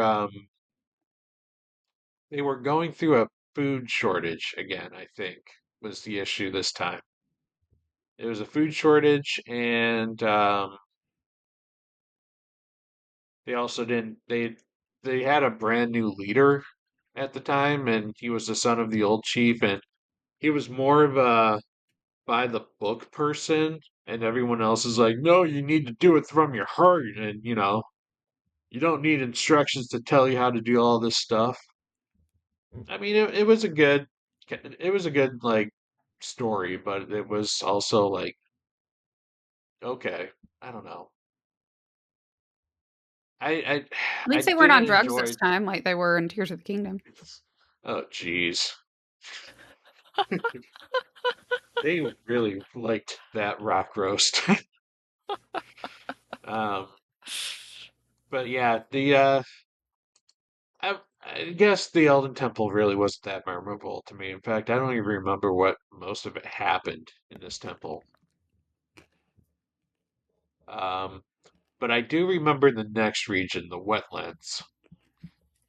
Because this was probably one of my least favorite areas. Like, I wanted to like this area because I do like jungly levels, but Mm. like the fact that there was almost no like memorable characters in this one, like I don't even Really? remember what Because I thought the scrubs were super cute. the scrubs were, but like I don't remember. Like there was one scrub that actually had a name, and I don't even remember what it was. Oh, I don't remember anyone's names. I just was all for the cotton candy. Like I Yeah, really freaking love cotton candy. So when I saw that they were all having cotton, I wanted to figure out how to make a cotton candy smoothie. I was gonna get some cotton Mhm. candy grapes, but they were like always rotten at the grocery store, so I never got any. Huh. There's a thing called cotton candy grape. Oh my gosh, yeah. So there are these grapes, and they have been like bred to taste like cotton candy. I don't know how the what they had to How do to make them bizarre. cotton candy flavored, but there are grapes that when you pick, they taste like cotton candy, and they're so good. Mhm. Huh. That's so interesting. I kind of want to find them now. I had heard of them, but I thought it just meant like a sweeter grape. I didn't know it like No, they tasted legit like taste cotton like cotton candy. candy. How bizarre. Great. I'm gonna let you in on a very guilty secret of mine. I do not know how to pick produce for the life of me. Oh. I feel like it's a good So, skill to have. I learned from my mom because we would go grocery shopping and I'd be like, "How can you tell what's the best watermelon? How can you tell what's the best this?" And she always gave me some advice. Yeah. So I mean, a lot of it with me, I think, helps that I but have but family from South Georgia where like a lot of stuff was grown. So that's how I learned to pick out Yeah. watermelon. Is I would just go out to the watermelons that were growing, and my grandpa's like, "Here's what you do," and I go, "Oh, okay, cool," and I'd just pick one. no, for me, if I needed fruit, I usually got like a container with the chopped stuff because I knew that one, like the store would have known what was good and chopped that up, and therefore I have fruit for like, Yeah, but it that doesn't won't kill last me. as long once it's chopped up though, right? No, and it's also the basic generic fruit that, it isn't bred to be anything like special, like cotton candy grapes. So, They are good. yeah, that is my guilty secret that you now know that I don't trust me to pick fruit. Uh, so yeah, the little shrubs the Deku shrubs were very they were the ones that were addicted They to were on drugs this drugs this time. time. Yep, Yet it another was a say no drug. to drugs episode. The drugs were in the form of a spider web that they turned into cotton candy. That's nasty. I'm just I'm just like shaking my head during this whole thing like I think it this Like, should have is at the least been weirdest. colored. Like white cotton candy is. I've had white cotton candy before, and it just doesn't taste as good. Mhm. But I Yeah, still like. I love cotton candy, so I got excited it's like, anyway. how did they discover it? Some person just ate spiderweb one day, and I they're like, guess "This so. tastes good." it's like how do they discover any it's like how many people died discovering all these different kind of foods that we can eat. I don't know, just something about the That's idea of true. something coming out of a spider and being like, you know what, I'm gonna eat this thing that came That's out what of I'm a saying. spider's Maybe butt. maybe it smelled nice. So when you walked by spiderweb, you were like, "Oh, this smells sweet. Let me Yeah, taste or it." And maybe you're like like, they ran into it and got like stuck, and then like they some ate of it their way got in their out. mouth, and they're like, wait, what's this delicious taste? And then they realized it was the spider web. Yeah, it's got to be the smell. I think it had to have been the smell. Like they just like smelled it and like, ooh, this smells I mean, good, and just started eating fresh it. made cotton candy does smell very nice. And it does. That's true. So this is where you also like after you save someone's house, you get accused of like some crimes against their humanity because I think you want to stop their cotton candy production. They don't want that. They lock you up in jail without is it no, you still have your rod. What don't you have that made this even difficult? No, you don't have your rod because it becomes a cotton candy stick.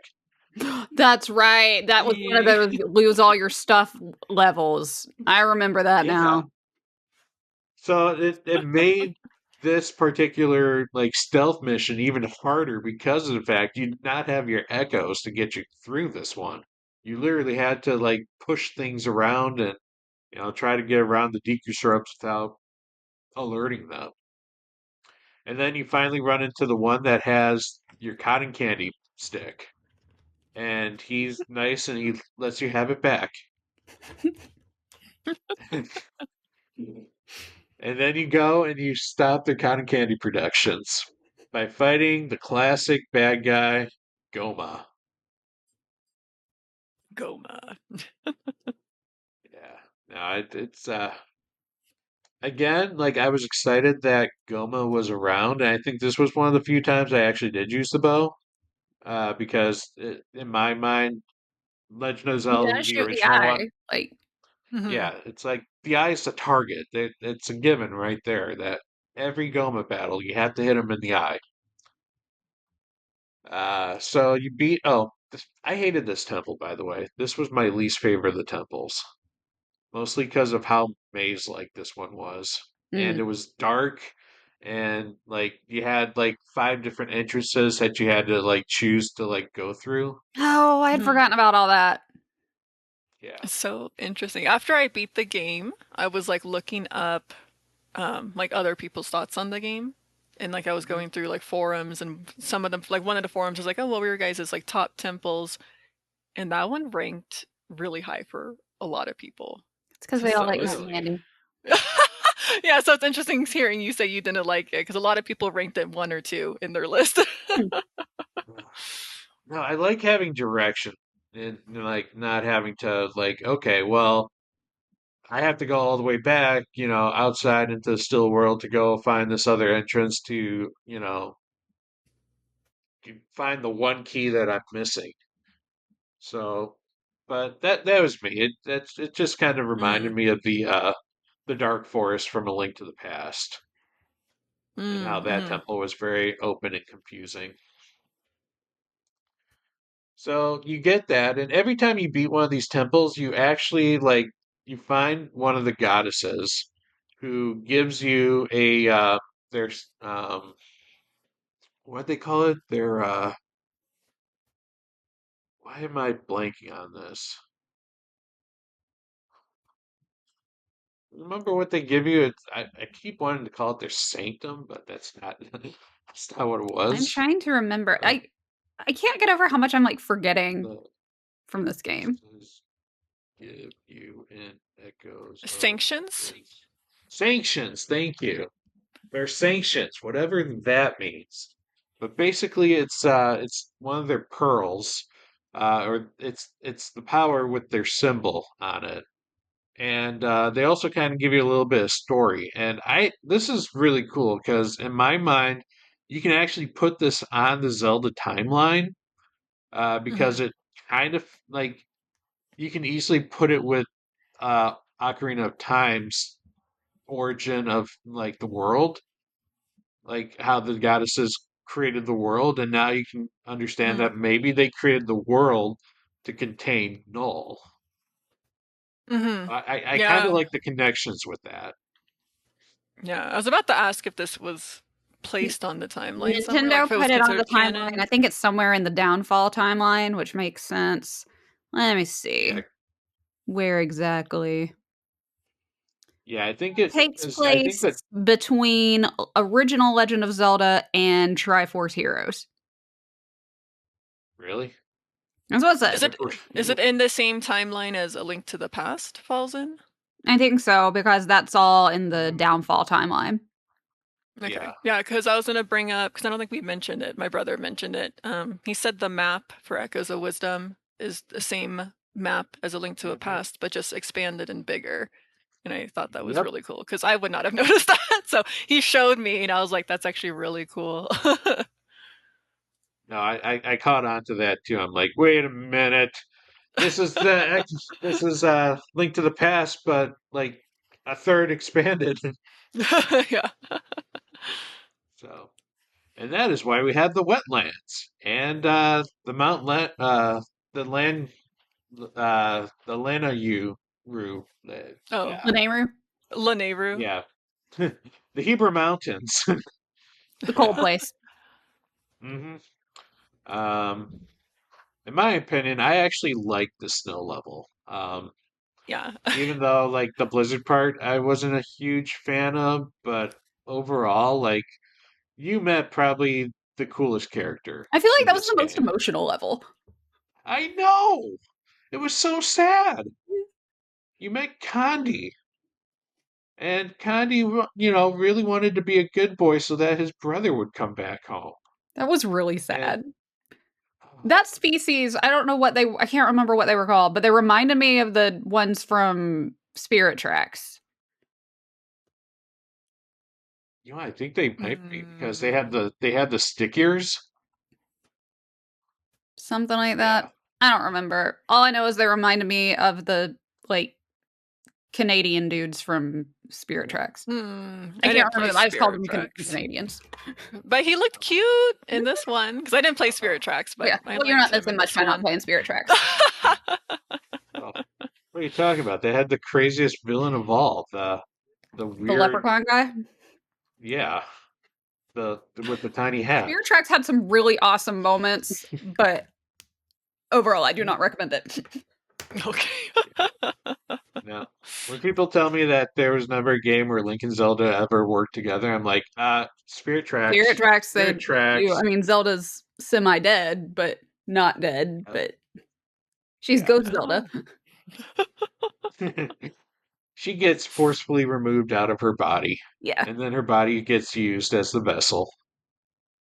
Oh, is Yeah, that why she's it's not called like Yeah. dead. Spirit? She's more dead in like that episode of Pokemon where like Ash got blasted by a chandelier and like the Haunter and Gengar and all them like pull his soul out of his body and he floats Oh, around. She's like yeah. that kind of dead, Okay. not like Mhm. Okay. dead dead. Dead. Okay. Yeah. Nope.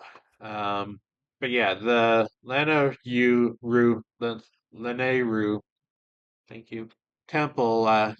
This was actually one of my favorite temples, in my Mhm. opinion. It was a really good Like one. Mhm. I liked the orbs that controlled the fans and how you had to use like hot and cold air to change the environments. Yeah. Like I thought that was cool. But the boss in this case, they call it the score chill, was like probably also like one of the most easiest bosses in my opinion. Like, oh, look, he's got ice. Why don't I use a fire power here? Or, oh, look, he's on fire now. Why don't I use an ice power Ice here? power. Yeah. Yeah. So, oh, look, he has both. Why don't I just hit him with one or the other? At this point, I had all three Wizrobes, even though I never used the electric Wizrobe ever. Mm. But I used the ice and fire one pretty frequently. Um, and so you beat the false brother of Condi, which is good because he punched Condi and made Condi feel sad, and that made me feel sad. That was a Mhm. very sad moment. And so he needed to be beat up.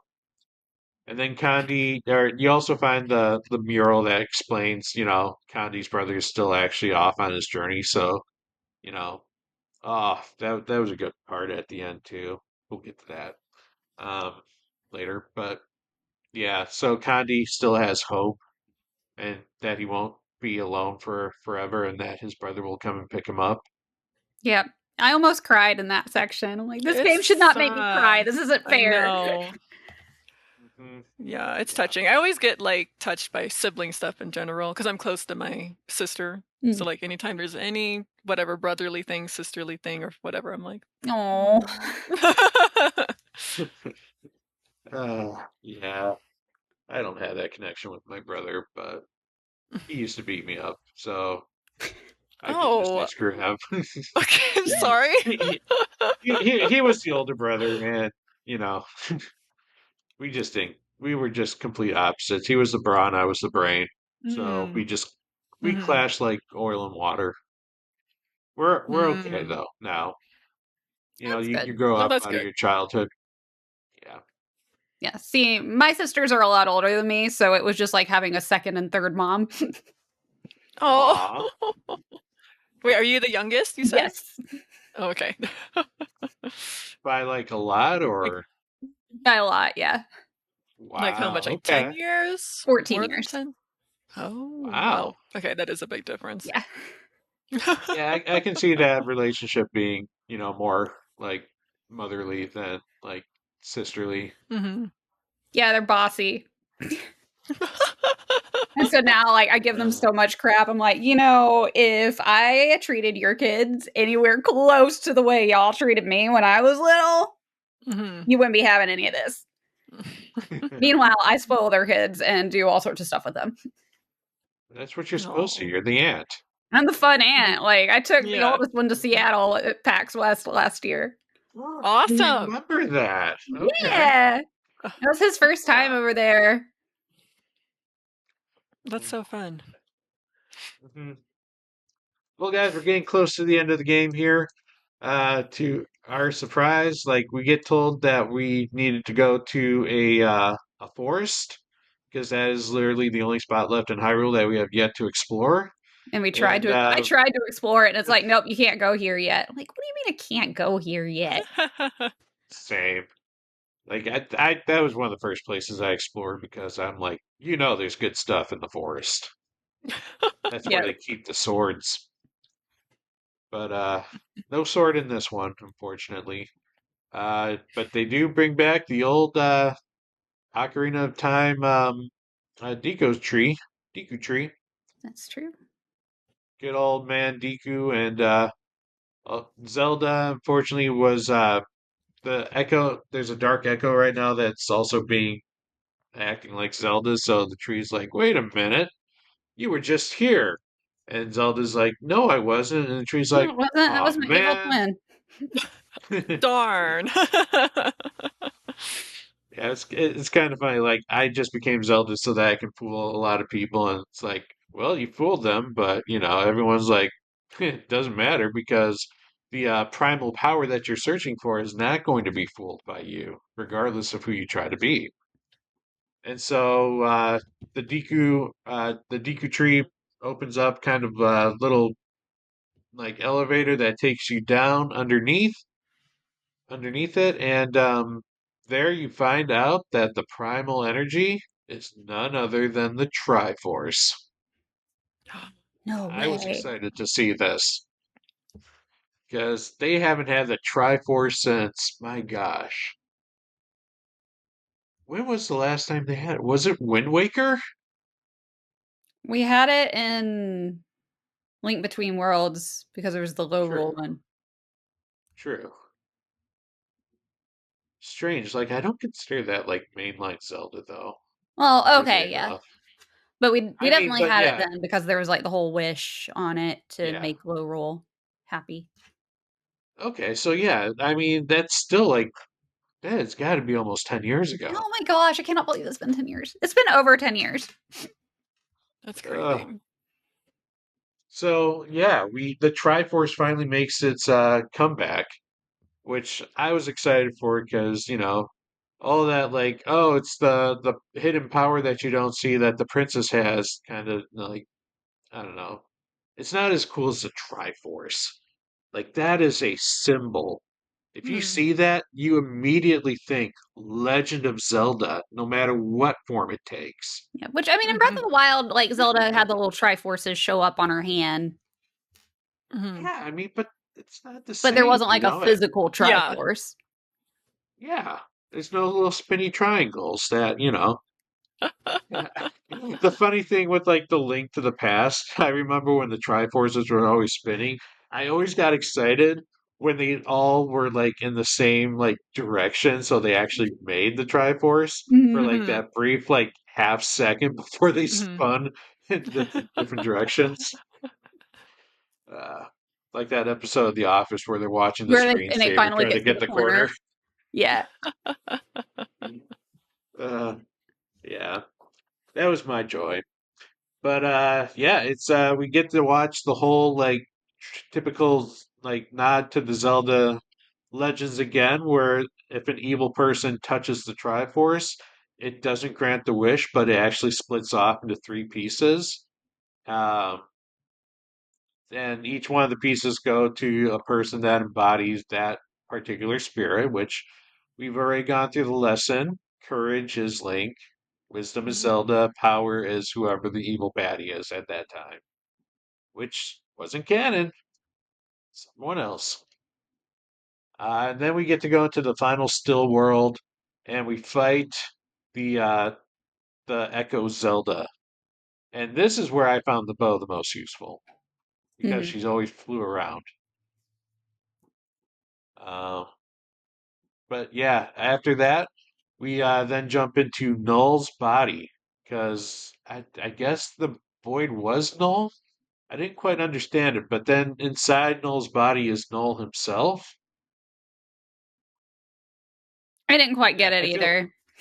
it's philosophical in some way, but I don't know what we're trying to actually point out. Yeah, I've never been So a you big philosophy fan. so you go inside Null's body and you finally run into Null, which looks like honestly I liked how what the I liked how Null looked in this game. Like the original like first version of it is just that shadowy void with like claws. I'm like, you know what? That makes sense. Like if he's essentially a black hole that's trying to take away all, things so that he can just be the only thing in his universe, just like he wanted it. Hmm. And then he shows his physical form, which looks to be a big version of Try, essentially, is what he is. Yeah, he's kind of Just cute, not gonna lie. Cute. He was. Is it because he's he just round? Well, he's like purple and he's got those big old eyes. Like he's kind of cute. yeah next it's probably the cutest villain next to Body, uh, and Minish Body, not the Hmm.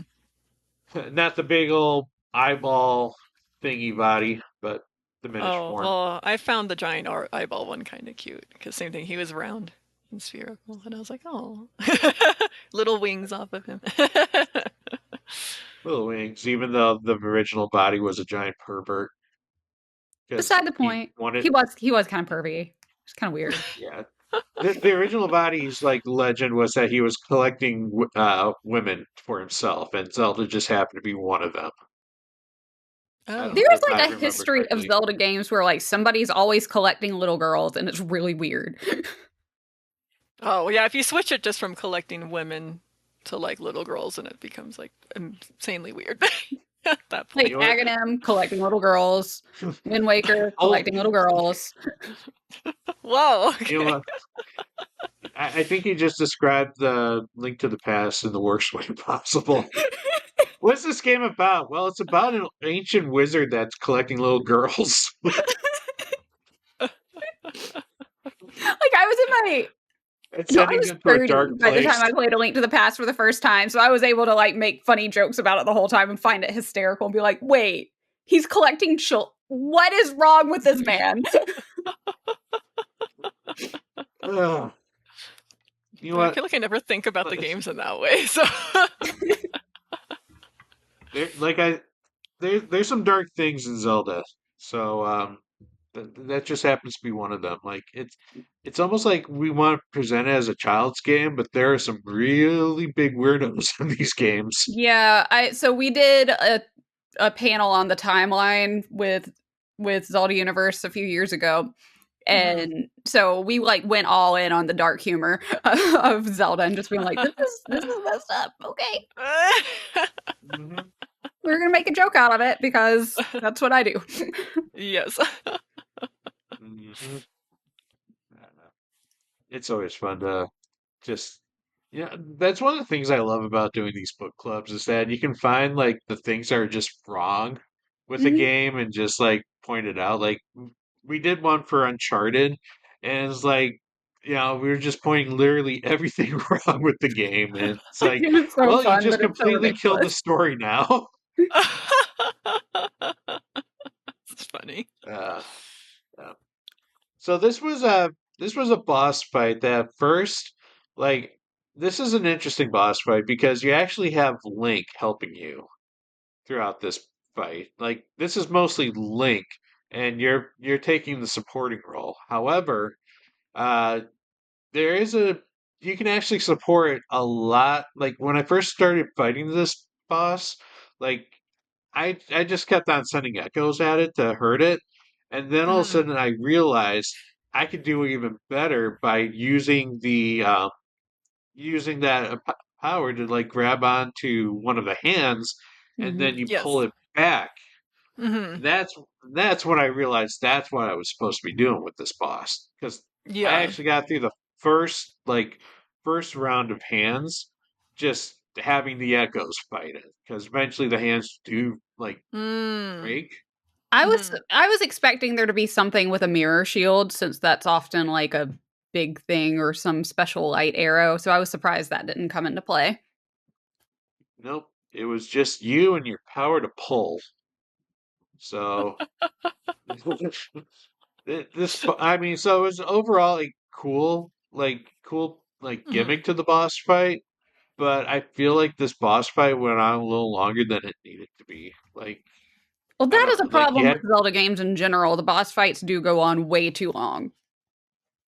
like how many hands did you eventually have to destroy? You almost had to do it like three times on the body, three times on the wall.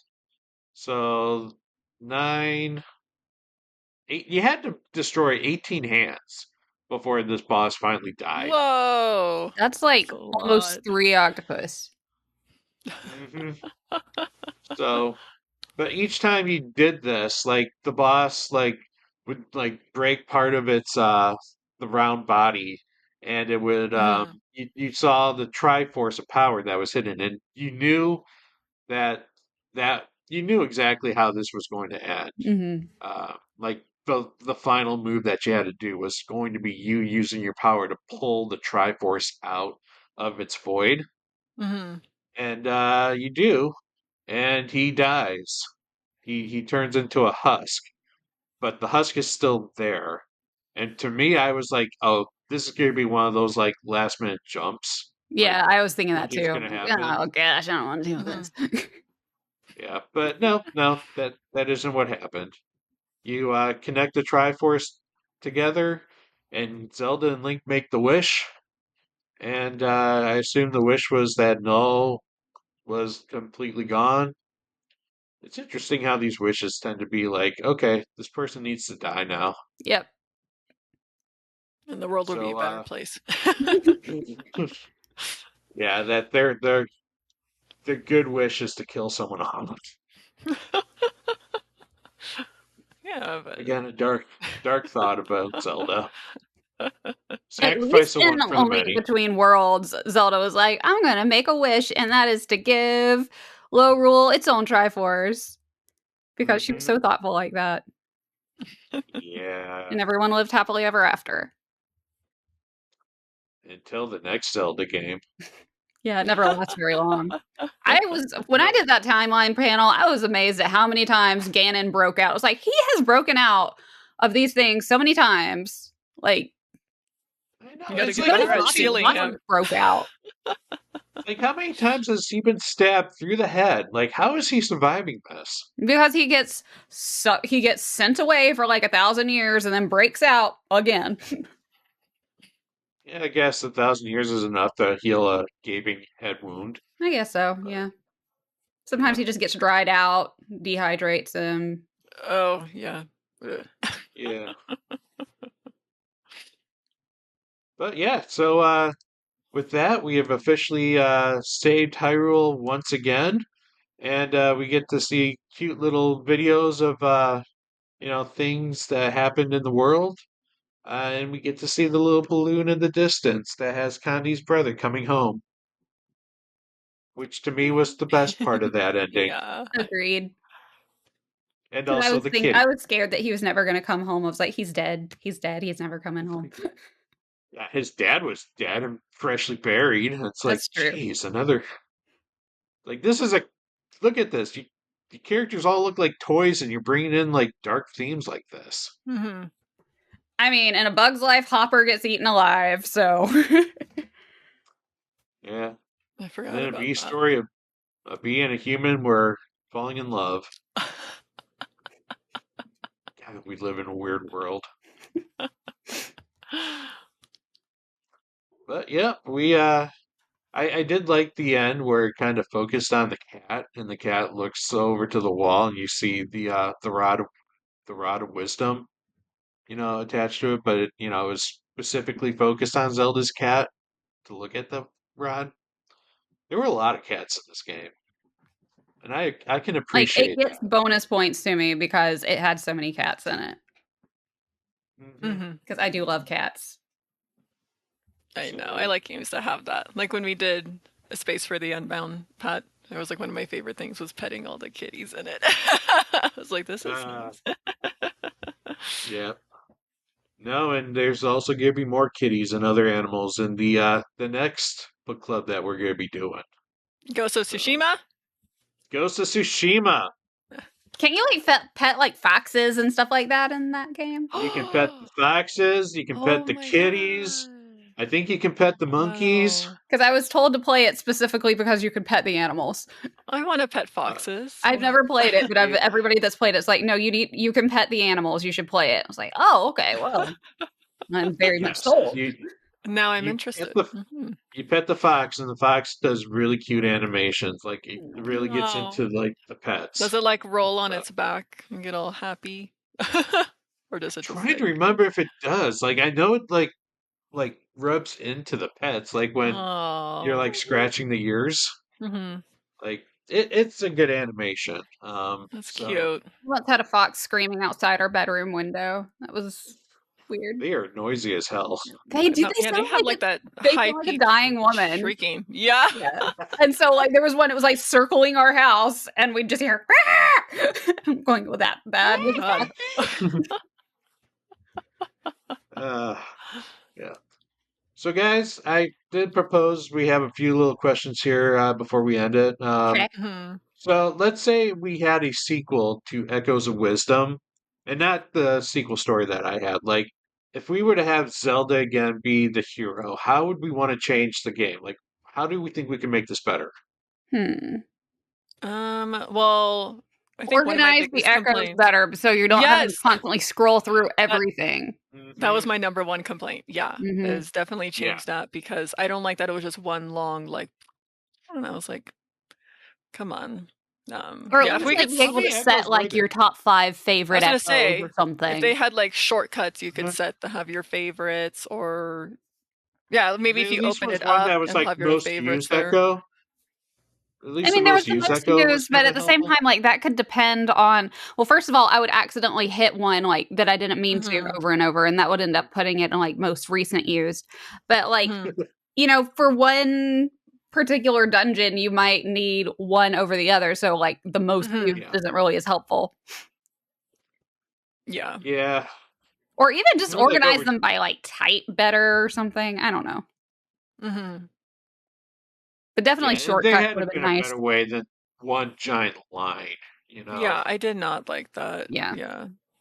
That was or at annoying. least like have an option to like, maybe assign a shoulder button so you could like have multiple echoes like locked Mhm. in at one Yeah, time. like have 4 or even just 2 echo shortcut buttons and then Mhm. have to scroll through. Yeah. Yeah, I think that would definitely make the game a lot better. I would also like to see more ability for you to fight yourself because I think that was probably the thing that, in my opinion, made this game the most boring was watching the echoes do your fighting for you and having Gotcha. almost no Yeah. consequence to it. Mhm. Yeah. Yeah. Yeah, I mean, that was kind of my complaint also. It's like, it's when you weren't in your Link form attacking, you just summoned people to do stuff for you, and that's why I said the combat wasn't my favorite. Yeah, it's Um like that's one of those things I'm really on the fence about because on one hand, Mhm. like, no, the combat wasn't as fun as it could have been, but at the same time, it's like, okay, but we're also doing it from Zelda's perspective, and she would Mhm. fight smart rather than going in there herself. She would be like observing the situation and like summoning and doing all that. So she fights with her Mhm. brain. So that's the only reason like I can kind of get behind it. But Mhm. yeah, that's really it. Doesn't mean I I have don't to know. I could enjoy see her. that, but that would be I can understand the reasoning is that she fights with her Mhm. brain as opposed to with her muscles.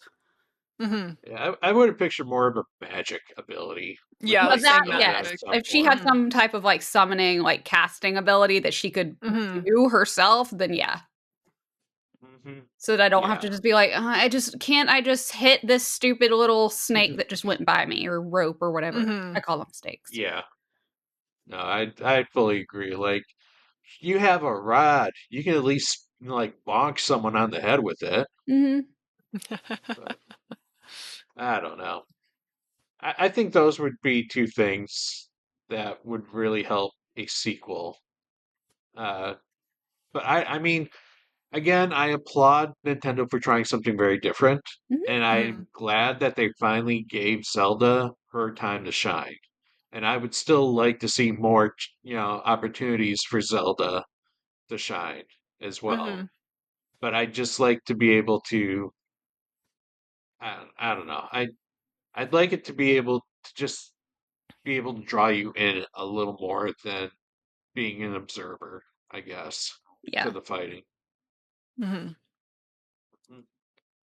All right. So, final question. What would we say our top three Zelda games are after Oh. this? Wind I Waker. will. Mhm. Oh. I know, I'm, like, trying to think right now. I was Yeah. like, I think I have 2. I'm trying to Like, think of what I would put for my 3rd. I'm just debating whether or not I wanna put I'm debating whether or not I wanna put Tears of the Kingdom in there. Because I wanna say Ocarina just because it has such a killer soundtrack, and that was my first. So, like, I'm naturally gonna be attached to it. I feel Mhm. like the gameplay itself didn't age as well, though, unless you're playing the 3D version. Yeah, we did talk about that. The 3D version was superior. Mhm. Oh. I like because I really like Skyward Sword, but it's also so freaking long, but I love the story of Skyward Sword, and I love that Mhm. version of Zelda. Mm, That and was I really like probably. Twilight Princess, like, I love all the main lines. I'll say Wind Waker, Ocarina, and Tears of the Kingdom. There we go. It may Okay. change tomorrow, but today those are going to be my favorites. Majora's Right. Mask is good too, but like, Yeah, It took I me a while agree. to warm up to Majora's Mask because when I was a kid, I didn't Majora's like. Mask scared me as a Yeah. kid. I Oh, couldn't. it didn't scare me. I didn't like the countdown. Like Yeah, I didn't like not finishing my mission by the final day and having to rewind and start over, and I was getting yeah, that frustrated. was But annoying too. That still is yeah, but annoying, but it still as an scared me. adult, I played it and I was like, oh, I like Majora's Mask now. But for Like me, I my get number it. one is yeah, I get it now. Now that I'm better at time management as an adult. Mhm. But yeah, my favorite is Skyward Sword. I love Skyward Sword so much. It's my favorite version of Link. He's so expressive and happy in it. Zelda's a cutie patootie in it.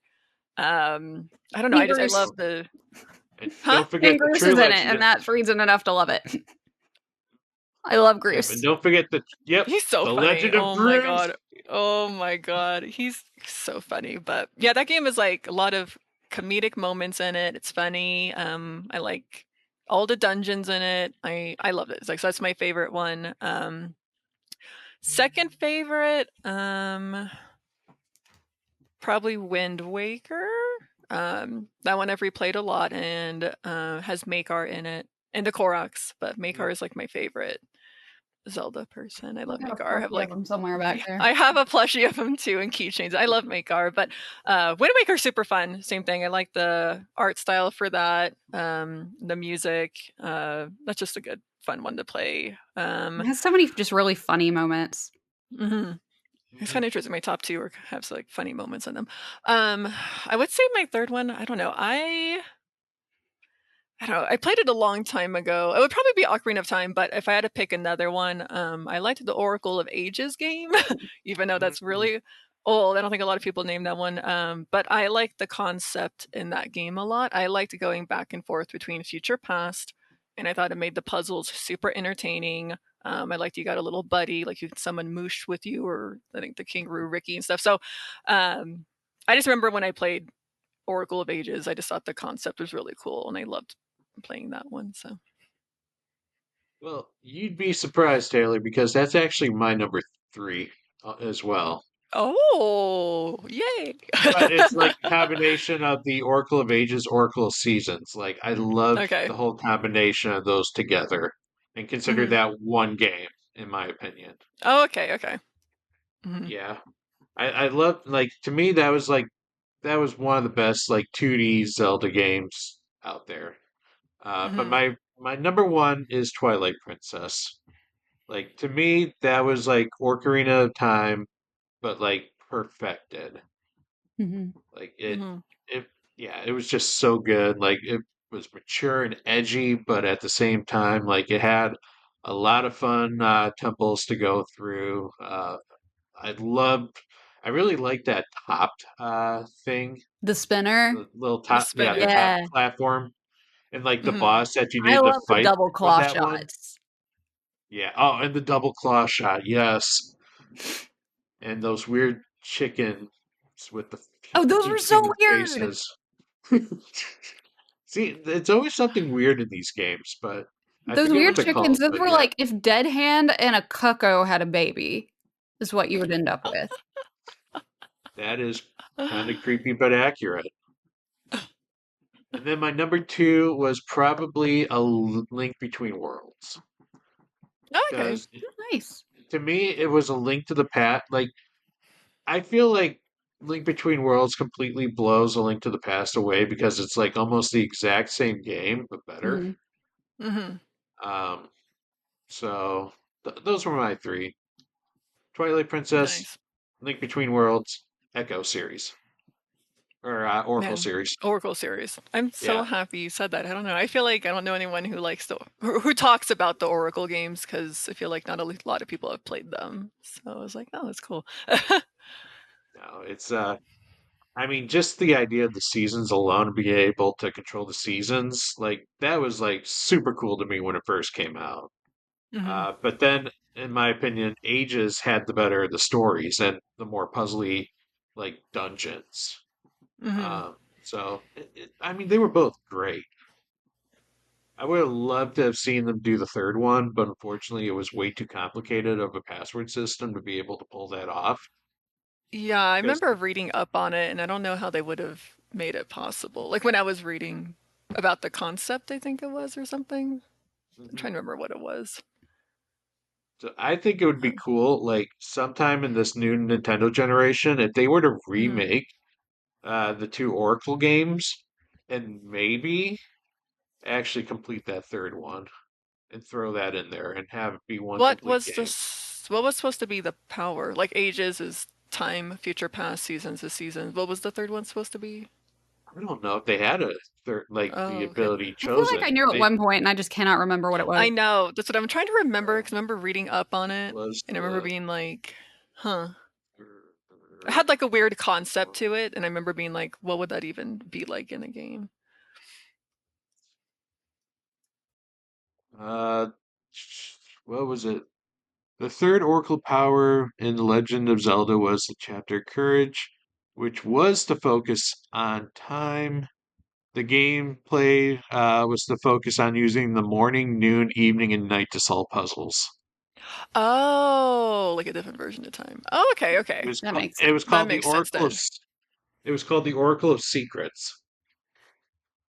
Okay. So cool. Yeah, that would be cool We actually need if they that. brought that back from out of nowhere. Yeah. I Yeah, like the time of day thing. It's that interesting. would actually be kind of cool. Hmm. Mm-hmm. All right, guys, we've officially passed our time here. We talked about Zelda. You know, very it was a great game, but sadly also not a memorable one. But it was still fun to, try it out. And it was fun to Mm-hmm. talk about it, guys.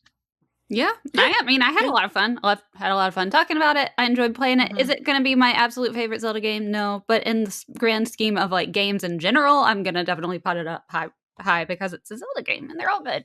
Most of them except for Spirit Tracks. Who knows? Maybe if there's a good walkthrough, I'll go through this again and try to 100% it. But I need to get my Mm-hmm. husband that to might play be it a because I just while. want to watch him play it and see how he does. Because I know he'll play Mm-hmm. it completely Interesting. differently than me. Mm-hmm. I do like games like that where people can do different things and solve puzzles differently Yeah, because I like watching too. I'm he's like, like how'd you do really that into different than stealth, me? so like I definitely want to see him do that. Nice. Well, get on that for get on for get on that for us and report back. Deal. You hear that, honey? You got to play Echoes of Wisdom. Hmm. And then Okay. once you're done, find a third person and do Triforce Heroes. Did you ever get through Triforce Heroes? No, I've never gotten through Triforce Heroes. Is it not Neither have I. good? That, It's not that it's bad, it's just I don't have very good co-op skills. Oh. So then I that get that is a frustrated. game. You literally need three people to play that game. It doesn't work with two people. You need three, and if you try to do it Mm-hmm. by yourself, it's damn near impossible. Gotcha. Got Mm. two, so I need to So find a third. yeah, and all three of you have to have the game. Oh, that's annoying. Ew. That's what made this one so freaking difficult to work with.